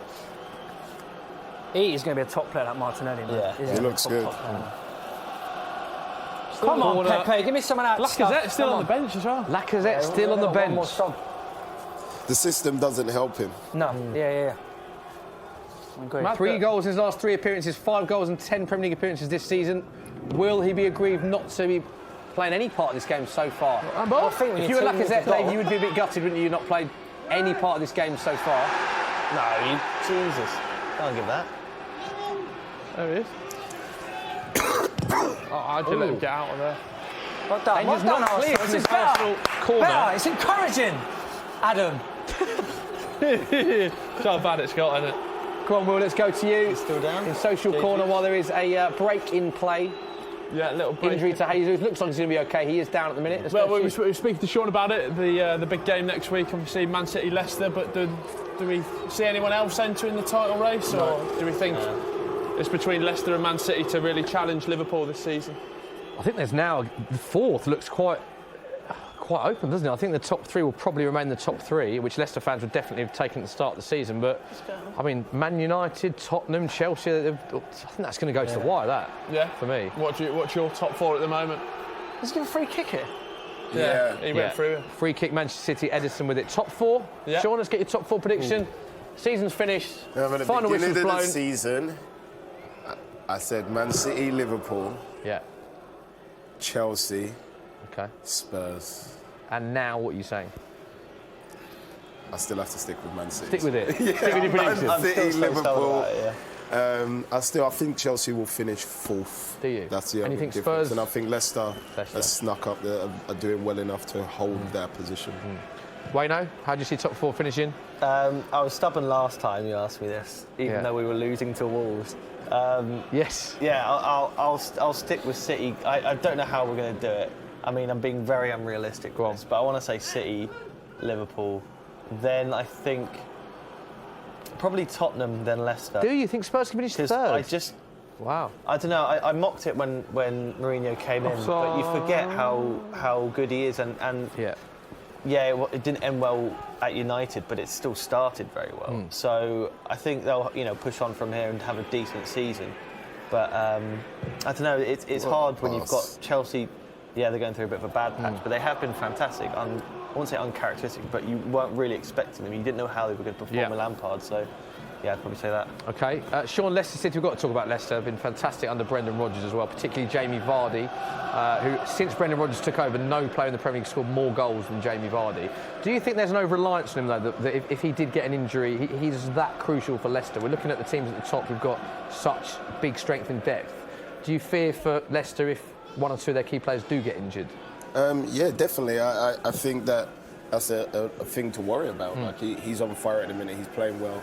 The way Brendan's playing, it suits him down to a T. And you can see he's benefiting from it. But for me, I've always thought Brendan could do a good job as a manager because he was at Chelsea in the reserves, and we always used to speak and stuff like that. And I said, "Haven't you ever thought about it?" And he said, "Yeah, but his time went right." And now you said that you had that conversation with him back then. Yeah, we used to have it too. Yeah, because he always had a good knowledge of football and dealt with the reserves, and the way he spoke to people was always good. He always seemed to get the best out of some of these players, which at some point they couldn't get it out of him, but he seemed to do that, and he's gone to Spurs, and Jamie Vardy had a dip in his form before Brendan came in. He did with Claude Puel. It didn't quite click with him under Claude Puel. Yes, Jamie Vardy, exactly that. And then now Brendan's there, he seems to have found his feet again, and it's the Jamie Vardy we know of old times. I was gutted when Jamie Vardy actually retired from England, because I thought, I understand it's tough for a number 9 with Harry Kane there, because he's always going to start, but I always felt Jamie Vardy is such a massive option for England. If there's an injury off the bench, but then maybe some people say that's why he's performing so well, because there's less games. I don't know where you stand on it, but he's still a top player. For me, I think it's too young for him to retire from the national team. Oh, I think for your country, I feel like you should always leave the door open. But at the same time, I still do understand him because at the end of the day, it's a position, isn't it? If Vardy's playing better at that time, then Vardy should stop. Yeah, I hear. And that's just the way it should be. And if he sees it differently, then that may be his reason for retirement. He's got such a cult England following as well. Yeah, he has. I remember the World Cup. There was just obviously everyone was having a great time, but as soon as he came on, everyone's got that little bit more excited. Corner for City. Oh, the thing is, if he was to come on, he always comes on, I'd imagine, when we're chasing a game, and that's not really his game, is it? It's like sort of almost playing on the counter attack, getting him behind. So unless he's going to get started, I can sort of see why. But you can't go into a European Championship with the Premier League top scorer being an Englishman. Sitting at home. Yeah, sitting at home watching on his Samsung 43-inch. Other TVs are available. Very specific. Very specific there. I just bought one. Fantastic. Let's take it back to the game. Looks like Riyad Mahrez is warming up. In fact, he's finished his warm-up. He's got his top off, so it looks like he will be on any minute. Who do you expect to come off, Wayno? It's Sterling. I mean, he's been quite quiet in this game, and in a sense, it would be good to protect him, keep him fresh for other games. I wouldn't be surprised if it was him. Bernardo probably moves to the left, Riyad on the right, As a City fan, we know that Man City fans love Raheem Sterling, love De Bruyne, David Silva. I feel like Mahrez is a player that is respected, but he's not one that all Man City fans rush to get his name on the back of his shirt. How do you stand with him? Because he's been good for Man City. No, he has. And I was really frustrated with a lot of City fans when in his first season. This is a player who, when he played for Leicester, was like the key man. A lot of the attack. Player of the season, wasn't he? Of course, famous when they won the league. It's very different going from a team where you're the main guy to part of a cog. A cog as a part of a team like City, and he had to completely change his style of play, completely change his attitude when, it's for a lot of a player like him. A lot of it's like instinct. He gets and he thinks right, because you can't plan the dribbles that he does. You can't plan the style of attacks that he does, and he had to change his whole mentality. And you've got to give him some time. City fans got on his back way too quickly. I think the penalty at Liverpool really didn't help. And, he's a fantastic player, will be for City, and the more I see out of him, the more I enjoy it. Confirmation of that substitution: Ilkay Gundogan off, Riyad Mahrez on. 20 minutes left, Dave. Can you see Arsenal? Is there a miracle on the horizon in this game? Miracle on 34th Street. I'd like to see them at least try and get a goal. You know what I mean? But I think City are actually playing really well now. They're completely controlling the game. It's almost like the pace of the game is just slowed a little bit. City, everyone. I mean, it's all City at the minute. Just content with just seeing the game out. Although, as I said, they are on the attack. Jesus. Oh, he's rolled him. Bit of skill from Jesus. 2 players there. I said, lovely bit of skill. The commentator's curse. He boots it out. Classic, just starting it out there, wasn't he? Did a bad pass. Jesus just rolling his hit. You ever done that, Sean? Bad pass. No. Normally just look at the pitch, no. A lot of comments coming in saying they're very excited to watch Arsenal Fan TV tonight. My God. Days. Dave, will you be tuning in tonight? Will you be on it? Will you be going down to the Emirates? Mate. No, I won't be watching that, mate. I won't be watching that. Dave, we can give you another price boost on your screen right now. Kevin De Bruyne score a hat-trick. We gave you a price boost of Kevin De Bruyne score a brace. He has scored a brace. So KDB to score a hat-trick was 5-1. You can now get 13-2 on that with our friends at Sky Bet. Don't forget, you must be 18 plus. Full terms and conditions apply. Please bet responsibly. Handball. Looking at the attempts of the match. Man City 10, Arsenal 5. Go on, Will. Smith, we've known each other. We've worked together for a long time, but sadly, much like the Undertaker at WrestleMania 30, the streak is over. Dave Jackson will be losing a football social. It was a good reference as well. I remember that Undertaker. We can all remember where we were when the Undertaker, Sean, obviously lost to Brock Lesnar. How can you forget, Sean? And we'll all remember where Dave was when the streak ended. There is still 19 minutes plus injury time left. It is worth pointing out. If Arsenal win this, I'll get a Dave Jackson tattoo right there. Well, okay. Ooh. How about if they draw? How about as a draw? That's why I said win, because outside chance. Frau Socrates on Jesus. A few kicks recently. Jesus hit his shoulder, his ankle, and it's a timely booking for Socrates because he misses the next game, Dave. Sensible. 73rd minute confirmation of that. Socrates against a resurgent Everton. Looking at that game as well, Dave. Looked at that a few months ago, and you'd fancy Arsenal maybe, but that's not an easy game now, Dave, is it? There is no easy games in the Premier League, Adam Smith. That's the thing you need to realise. That's a good any more cliches you're going to roll out? That was a good response. Game of 2 halves? Yeah. There's still 20 minutes to go. Come on, Arsenal, let's go. Come on. Let's Oh, no. That'll do. There you go. Oh, chance of Bang! Aubameyang. First time! That's better. Seen a great deal of Aubameyang. Snapshot, he's wearing the captain's armband, snapshot just wide. Sean, did you enjoy, we got the festive period coming up, did you enjoy playing over like the Boxing Day and New Year's Day? It's obviously, like I said, it has its downside. You couldn't really eat Christmas dinner properly and things like that, and you miss the leftovers. That's why I don't play for Day. Yeah. So, did you ever defy those? Now that you're retired, you can. I get fully involved now. Did you ever be involved? Yorkshire puddings the lot. Everything, second helpings. Did you ever have a sneaky one when you were playing? Sneaky turkey dinner? Yeah, well, because at some teams you would train, you wouldn't go into a hotel until the evening, so you would train earlier in the morning, so you would start at like 7:30, 8ish, so you could get back to open presents, and then you'd have a bit of it early, but you just couldn't enjoy it. You had to have like a half helpings of everything, so you're not too loaded up. What's your favourite item on the Christmas dinner plate? Good. I love Yorkshire puddings. Oh, great. With the gravy on it. See, Yorkshire pudding's not normally on everyone's plate. I love the Yorkshires. It has to be on my plate, otherwise Quickly, I'll go. do you have a Yorkshire on your plate, yes or no? Yes. Favourite item on the I plate? think so. I'm not sure at Christmas, but I'd like them. Dave? Smith, favourite item? I totally agree, Yorkshire puddings. Interesting. Totally agree. And I go full Dave Jackson after Arsenal lose 3-0 if I don't have a Yorkshire pudding. Do you? Meltdown, yeah. Honestly. Go and make the Aunt Betty's yourself. What about you, Wayno?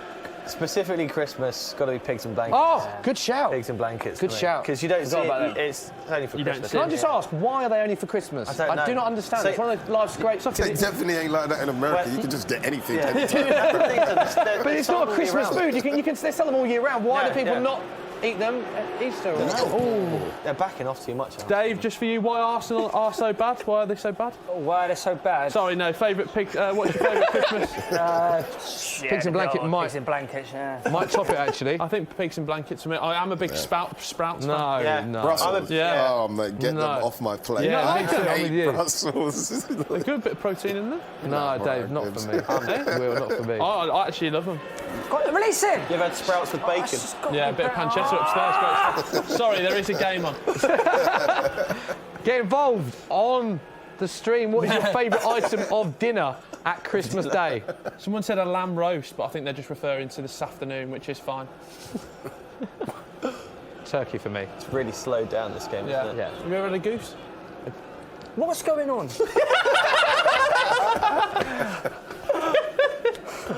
Oh dear.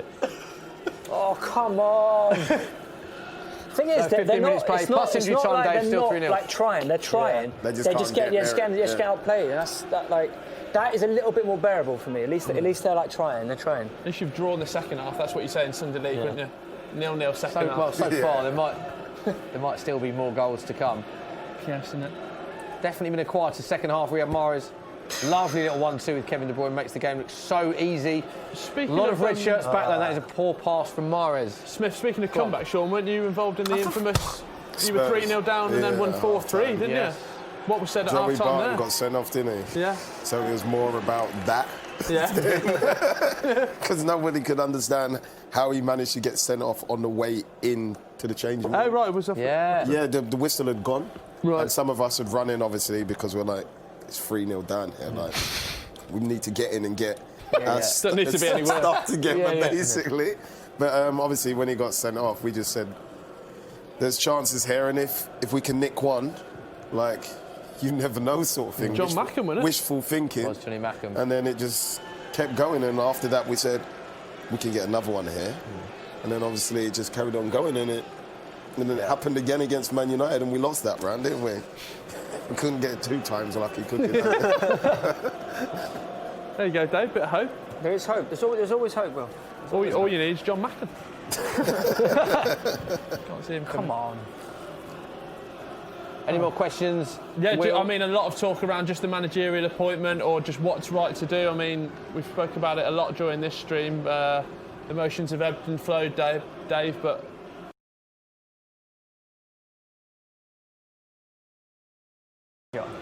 Does it go above that as well? Like, obviously, what's going on with like the structure of the board? And there's a lot wrong with Arsenal Football Club.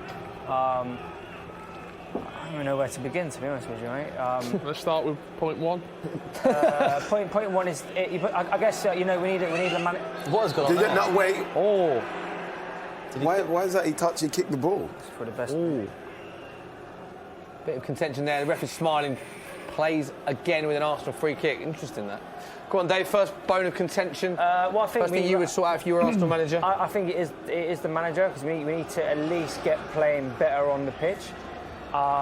When you look at who we're going to appoint as manager, that's why I think it needs to be an experienced winner that can come in. Because if you look at players like Aubameyang, Lacazette, they're not going to commit to a manager who unless they actually believe in that manager, right? Which is why I think a manager like Arteta is probably not the right kind of choice. The right fit. Yeah, I think it's a massive couple of years in Arsenal's history coming up. Do you? Next couple of years. And on that, Aubameyang, a lot of reports that obviously new contracts being discussed. Do you think he will remain? Not I'm not saying he's old by any stretch of it, but he's early 30s, isn't he? Yeah, he's never. I obviously don't want to jinx it, but he never ever gets injured. He's extremely fit. And there's an injury at Arsenal. But are you worried when you hear some of the reports coming out that he's? Yeah, of course. You know, he's one of our best players, and he's also the kind of player that could potentially attract the better quality players, whoever the management comes in, to actually rebuild the team around. So, 11 goals in 16 Premier League appearances this season, including 3 in his last 3. Never scored against Man City, interestingly, though, in 4 games. Sean, what I wanted to ask you as well, Gabriel Jesus, obviously he's very much been built to be that successor to Aguero. What do you think he needs to add to his game to reach that level, which is obviously so high?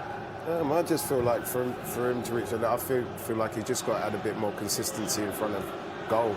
Because if you look at Aguero's record at the beginning of the season, he had something like 10 shots on goal and 9 goals. Like, do you know what I mean? So so if he can add just that, and he has done, to be fair to him, every time he gets in there, apart from obviously the chance he had, he's been taking a lot of these chances when he's been playing, and he's been doing really, really well. What about you, Wayne? I mean, it's hard to really compare to a player like Sergio Aguero. Why did you foul him? It's stupid. He's going backwards. It's stupid. I mean, for me, I don't want to anger him anymore. I feel bad. No, you can't really replicate what Sergio Aguero has done. The cutaway of Lacazette's face is a picture. Oh, he's bringing on Willock, so it means Lacazette now officially can't come on. Another substitution. Joe Willock's comes, brought Emile Smith-Rowe, Saka and Willock. Three players with a lot of promise, a lot of young players Arsenal fans are very excited about. However, there's a cutaway of Lacazette on the bench, goal scorer, a man that Arsenal fans are very excited about, scores goals whenever he plays with Aubameyang. Unused sub at 3-0 down. Dave Jackson, are you surprised that we haven't seen any of Lacazette today, and we won't? I am actually surprised, because despite I think it was the right thing when we brought Ozil off, but with 10 minutes to go, we need to show a bit of promise for the next game now, and I think you're only going to do that with a top. And they're out. And a lot of Arsenal fans leaving. Clearly agree with you. Yeah. Clearly agree. They wanted to see Lacazette. We can't categorically say that because I haven't spoken to every single fan who's left the stadium, but they did look unhappy. As Lacazette did, and Pierre-Emerick Aubameyang and Alexandre Lacazette have started 37 games together in all comps, scoring 43 goals. That's incredible. Aubameyang 26, Lacazette 17. So they've got a great relationship together. Are you surprised, Sean, that they haven't? I would, if I was a manager, I'd just play them on based off that stat. Yeah. You know something's going to happen. Yeah. Great relationship together. Lacazette not playing a minute of today. Let us know what you think about that. I was just saying, was there a player like a midfielder or a striker that you just sort of almost had like a telepathic relationship with, like when you played next to them? Al Berkovic. I just knew he would always pass the ball in between the full-back and the centre-back, so I would just make my run blindside, and he was so good at one touch. Yeah. So basically, as soon as I give him the ball, just run. Just don't look. Just get on my bike, basically. Al Berkovic. Is that something you work on, Sean, in training, or is it sometimes with players you just naturally I see it with Maddison and Vardy now. You just know what's going on without having to work on it. There's just that relationship there from the off. No, I feel like with some players the chemistry can happen like that. But then at the same time, I think it's something you build through training. Right. Like you talk to your teammates, you find out what they like, they find out how you like it. And if they can add something to your game that will benefit it, that normally happens as well, and so on. Love it. Into the 82nd minute, it's still Arsenal 0, Man City 3, no goals in this half. The Emirates is emptying. A lot of empty seats, Dave. Yeah. A lot of fans are leaving, and the Man City fans are cheering every pass, of which there's been a lot in this sequence of play. That was a bit short, that one. Result Man City, James Wayman, a very successful day for you so far as a Man City fan. You must be very pleased with what you've seen at the Emirates. Yeah, I mean, last 10 minutes we've really shored up. I mean, I'm personally more glad I've got rid of my record, my hoodoos. We've reversed the hoodoo, so good luck with that for the rest of the season. What do I need? But no, I mean, we've shored up in the last 10 minutes. I think we've controlled the game more than we have. They look like they've lost it, to be fair. And we see Man City score a lot of goals, but a clean sheet will be big massive for Pep, won't it's more, in a sense, the clean sheet is a little bit more important than the win. I know it sounds strange because we have been. That's our massive weakness at the back. So to get a clean sheet, to get a win is all the can only do good for the team. To be fair. Yeah, you say going forward, Man City have been very good this year. They've already scored 67 goals in all comps. That was prior to today, including 44 in 16 Premier League games. That is 4 more Premier League goals than any other side. 169 goals in all comps last season was the most ever by an English top-flight side in a single season. As well as that, they've hit the woodwork 12 times in the Premier League this season, which is 5 more than any other side. They've also hit the woodwork again today. So going forward, it is not an issue for Man City at all, is it, Sean? No, definitely not. And this game shows it, but I think in a lot of the other games, you've seen it as well. They're not short of chances. It's just a taking it part. I think we haven't I said at the beginning of the show, we haven't been that good at, but obviously stats say different. Conceded 19 goals, which is 10 more than at this stage last season. Joint worst defensive record at this stage since 2009-10. But of course, worth pointing out, Man City have had a lot of injuries in that period. Mendy off interestingly, Zinchenko comes on. This is nice to see. He's really been it's nice for him to get back. I always feel a bit worried for him because he's not naturally a left back. But he plays there a lot, doesn't he? Well, he had to, and he performed really, really well there. But it's the fact that Mendy is back now, and we've brought in Angelino. So it's like... What do you make of Angelino, Wayne? We've seen glimpses of what I hoped he'd be, but I don't know, it's difficult. Like, he did really well at PSV, like really, really well.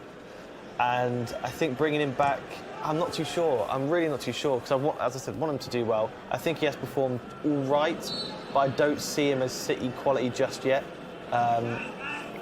Obviously going on loan has done him the world of good, but I think maybe a little bit longer. Just to see, he's not quite there. Another very poor pass gives Man City the possession. Got to give it to Morris, surely. Morris is in. Good save from Leno. Leno's played well, hasn't he? But once again, Arsenal, their own downfall with misplaced pass again. It's so... You know what the most frustrating thing is? Go on. Is that... Performance? No, but it's more that this was a City team in such low confidence. Yeah. And they haven't had to worry at all. No. They've come in, they've got a nice early goal, relaxed all their kind of fears. Yeah.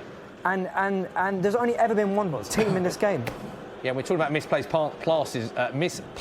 passes, easy for me to say. And since the start of last season, Arsenal players have made 14 errors leading to Premier League goals. Only Southampton have made more with 15. So, like you were saying... And again, that's not the manager's fault. The players, what are they doing? They're misplacing passes to lead to goals. 14 exactly. Only Southampton with more, Dave. No, but it's like...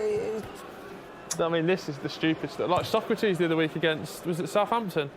And he was just running towards the corner flag in his own box. Yeah.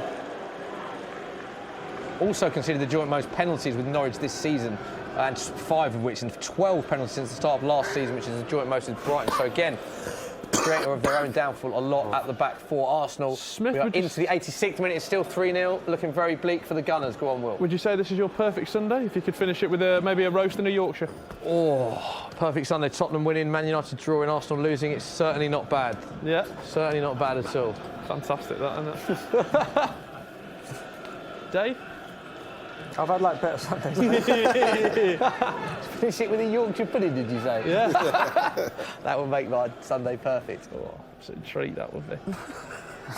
Let's get some questions, Will, quickly before we get into our allocated injury time, which we will find out any minute now in the 87th minute. What are people saying on the stream? I mean, yeah, obviously the performance has died down, but people are just very excited for that Arsenal Fan TV this evening. Obviously, it's been such a poor performance, but does this, gents, put City back? Not just the result and the 3 points, but the man of that first half performance. Does this really would this frighten Liverpool a little bit? I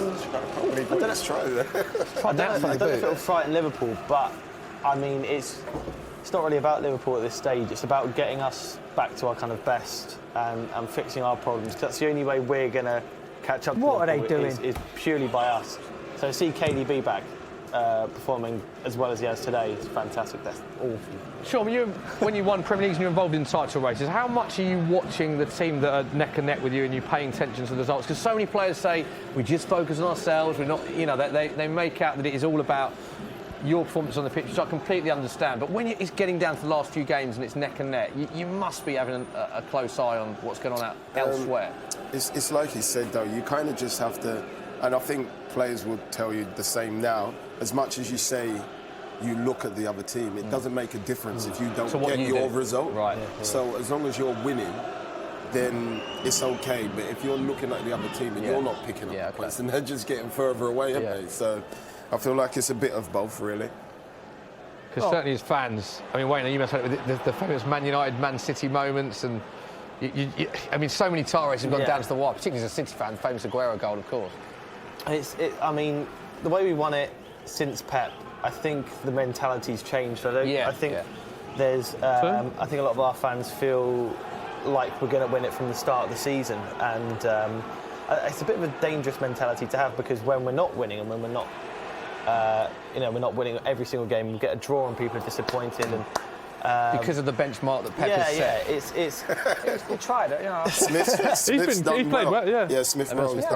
Even Saka as a left back's played well. They've done well. Yeah, you just don't want to get yourself into a state where you're just, why can't we be like Liverpool? Just keep yourself to yourself. Just perform your way and hope for the best, really. Oh, to be in a title chase.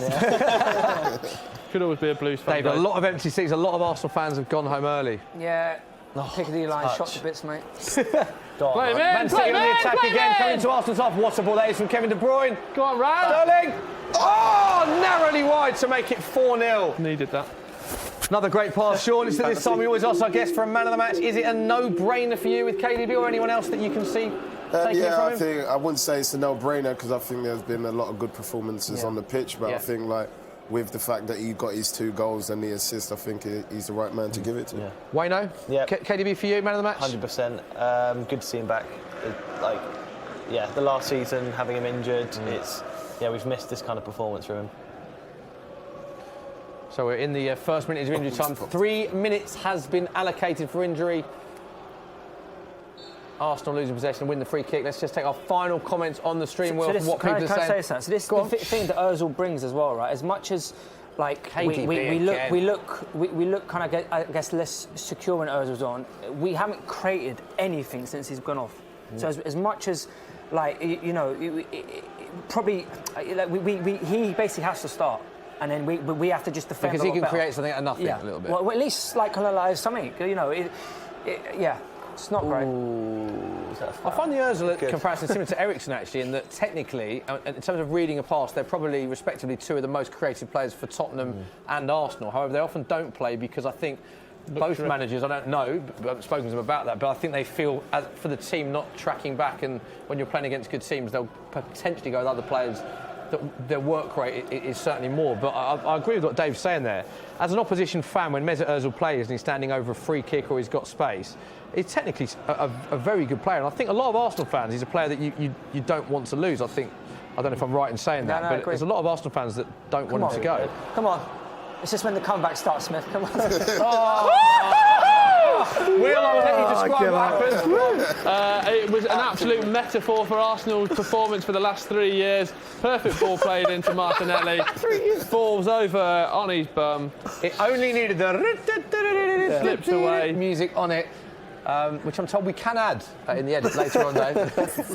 Unbelievable scene. 92nd minute, so it looks like it is going to end 3-0 unless Man City can score very late here. We're into the Can't last believe the streak's over. minute. Interesting to see how the fans react when the final whistle goes. Surely right has broken the Dave Jackson curse. Sean, can you come back on every week, please? Is that possible? Dawn, I'm fed up. What? Dawn, I'm fed up. This one-touch passing from Man City. 30 seconds left. Final comments from you, Dave. Go and read some of them out. What are people saying on the stream? From Dave or from me? From you. From me. Again, just that they need fresh players, fresh manager. Pepe's very average, was not worth £72 million. Arsenal need Brendan Rodgers. Pepe is so average. A lot of feeling that Pepe's a bit of a scapegoat here. I think that's a bit harsh. I agree with that. Yeah. There is the full-time whistle. It is all 3 points for Man City. And listen to the boos ringing around the Emirates. These are the full-time scenes. Pep Guardiola going over to shake Freddie Ljungberg's hands, who is smiling, but he will not be smiling with that performance. What cheekbones, by the way? Ljungberg's cheekbones. Cheekbones? You having his cheekbones? Okay. 2 goals from Kevin De Bruyne and a goal from Raheem Sterling. They are still talking, Freddie Ljungberg and Pep Guardiola. Driving home for Christmas. Driving home for Christmas is playing around the Emirates. Disappointing day for Arsenal. Dave, as an Arsenal fan, we'll let you have the first word from the final whistle. Most of the fans are already home. What do you... It's going to be a tough Christmas patch, I think. Without him, it'd have been even worse. Without kind of Berlin, it's like there's not many positives. But you know, that is the beauty of the Christmas period. Games come thick and fast. They do. We'll get back on top in no time. A lot of cliches from Dave. Slight worry for Man City. Raheem Sterling just on the floor. Good. Limping slightly. Dave. There's no like Looks like a minor injury. Didn't see what happened, but he just went to the floor. Bit of cramp, you think, John? Is that something you don't admit as a player, do you? During a game going down with cramp, it's... I've seen people get taken off for it. Have you? Yeah. And how, you go in the dressing room, I your mates had cramp. wouldn't do it. You wouldn't do it? I'd find a way to get around it, but I would refuse to come off it. Yeah. And that man there, Sean Mark Phillips, says man of the match for him. Wayno agrees, KDB, fantastic performance. All 3 points, Man City. Let's go back to the stream. What are people saying? Just looking at Arsenal's upcoming fixtures. They've got Everton away, obviously resurgent. Bournemouth resurgent as well. Then they've got Chelsea at home and Manchester United at home in their next 4 games. Happy Christmas, Dave. Yeah, it is. It is going to be a happy Christmas. We're at 12 points. 12 points? From 4 games. From now to the end of the season. Tough fixtures for Arsenal. Just look at the Man City players going over to embrace the away end. KDB, Bernardo Silva, just so much talent in that team, but all 3 points going to Manchester City. Let's have a look at what that means for the Premier League table. That is, of course, matches finished and Man City 3rd place in the Premier League, 35 points from 17, but still a huge gap to Liverpool. Liverpool have a 10-point lead over Leicester in top. Tottenham go up to 5th, just 3 points behind Chelsea. Interestingly, Tottenham do play Chelsea at home. Jose Mourinho against one of his former clubs, of course. Arsenal into 9th.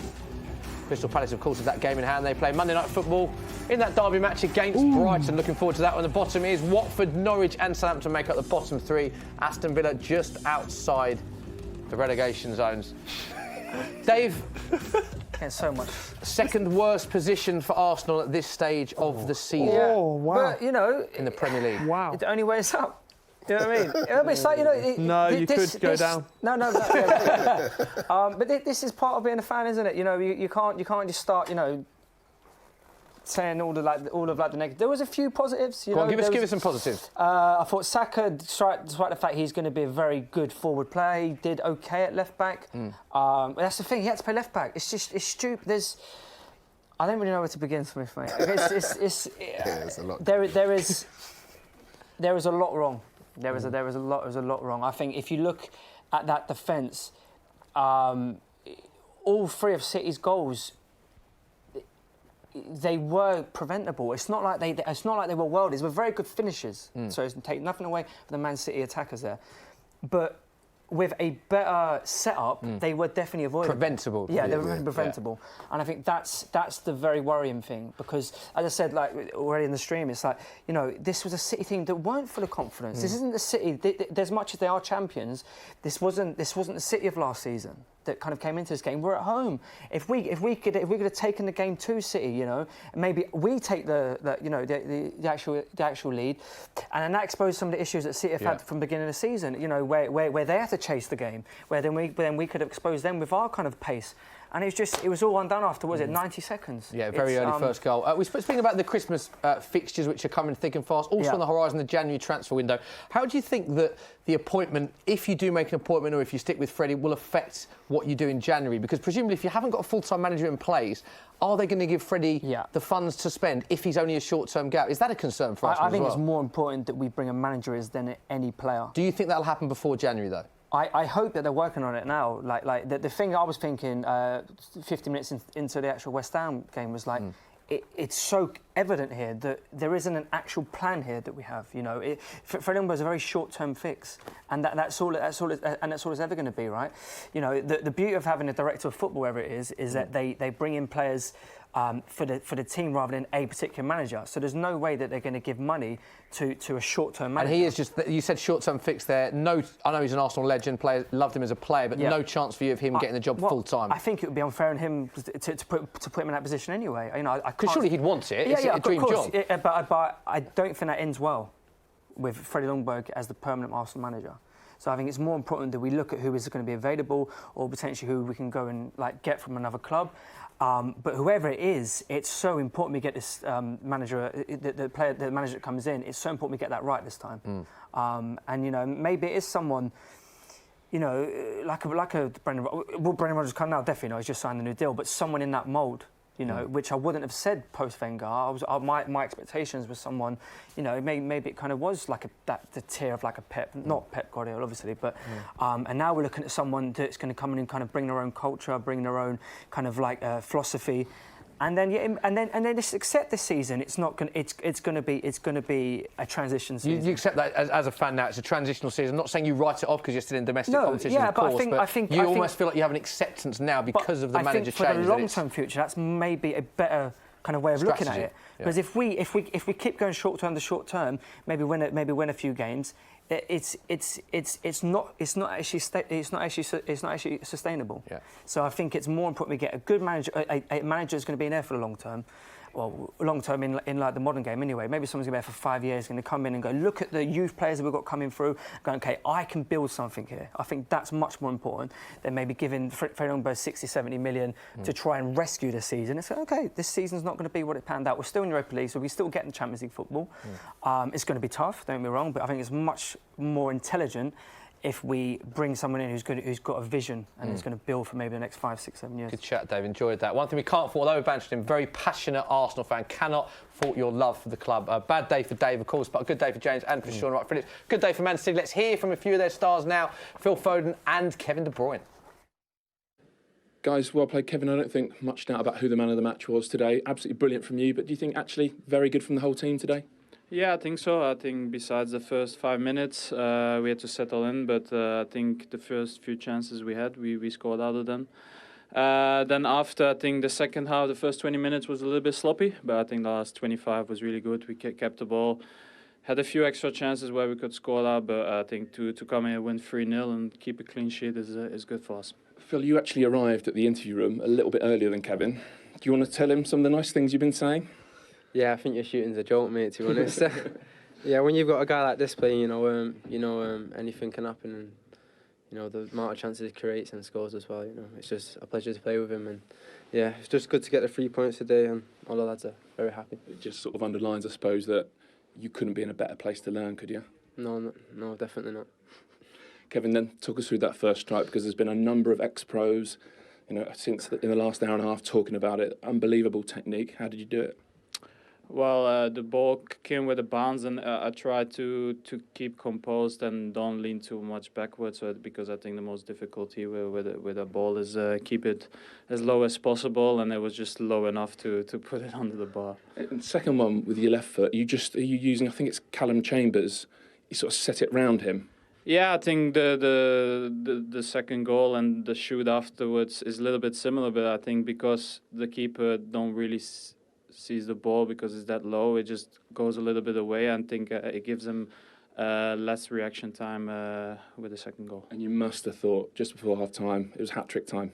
And it would have been the first one since Genk, I think. Yeah, it would have been a long time ago. But it's okay, it would have been nice, but in the end, to score 2 goals here and to come away with a good win after the struggles we had a little bit is really important. And some other teams lost points, so it's good to come back with a win. Phil, we spoke before the game, and you were honest enough to say first Premier League start of the season. It was a big day for you. How do you think you did?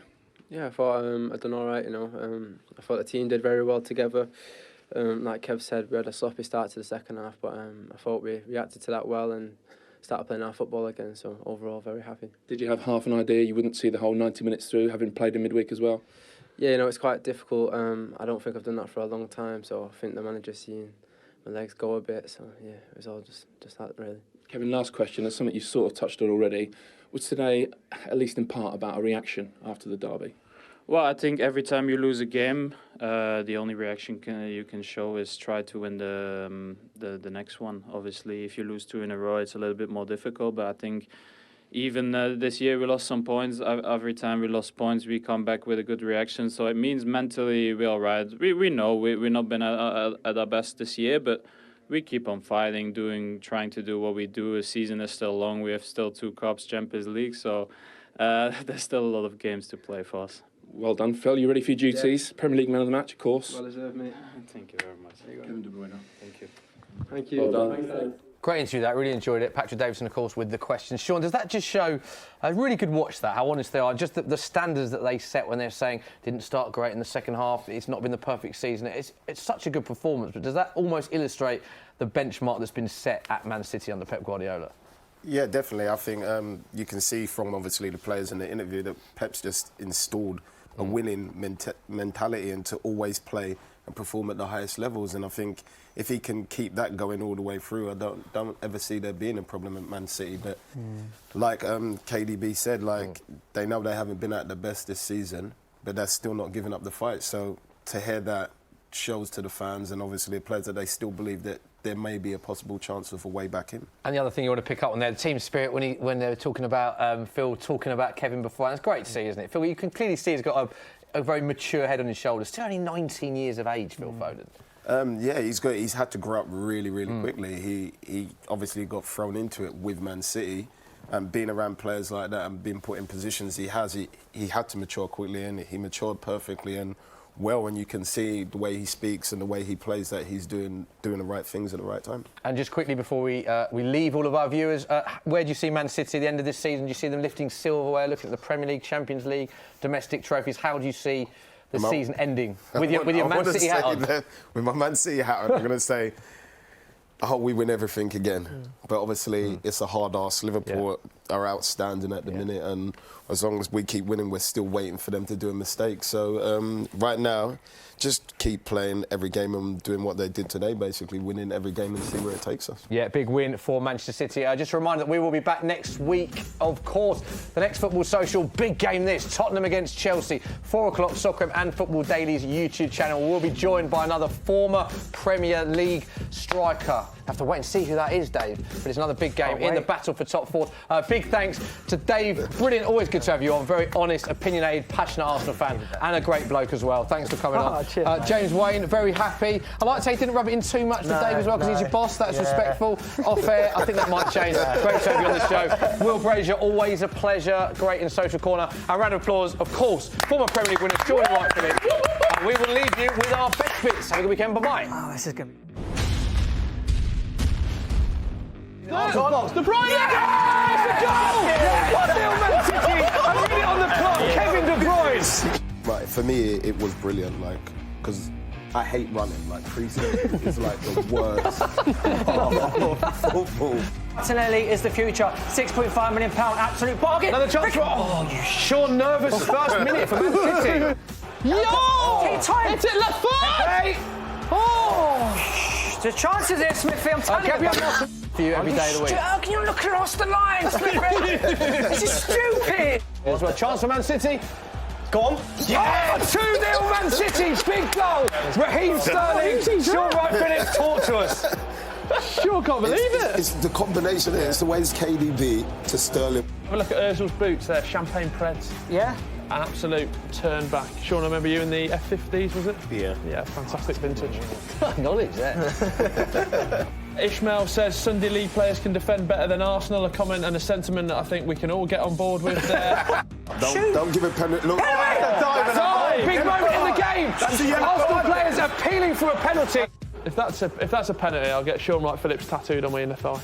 Would you actually? Oh, that's on camera. Huh? Never thought. Please make it a penalty. Yeah, I never thought I'd want to. KDB with a chance. Oh, what a goal! Sean, surely that is goal of the day so far. What a strike! I missed that. What was the last comment? Yeah, that was Morgan Rutherford saying Spurs are way better than Arsenal now. That Spurs are way better than Arsenal now. Can't argue with that. Dave? Mate, I never once said Wenger out. So. You did. You told me in the toilet you wanted him out. Talk us through this and the reaction that we're hearing as well. Yeah, it's not like he's getting booed, is it? It's not getting... Yeah? It's a little bit booey. Second worst position for Arsenal at this stage of the season. Oh, wow. But, you know... In the Premier League. Wow. It's the only way it's up. Do you know what I mean? It's like, you know... No, you could go down. No.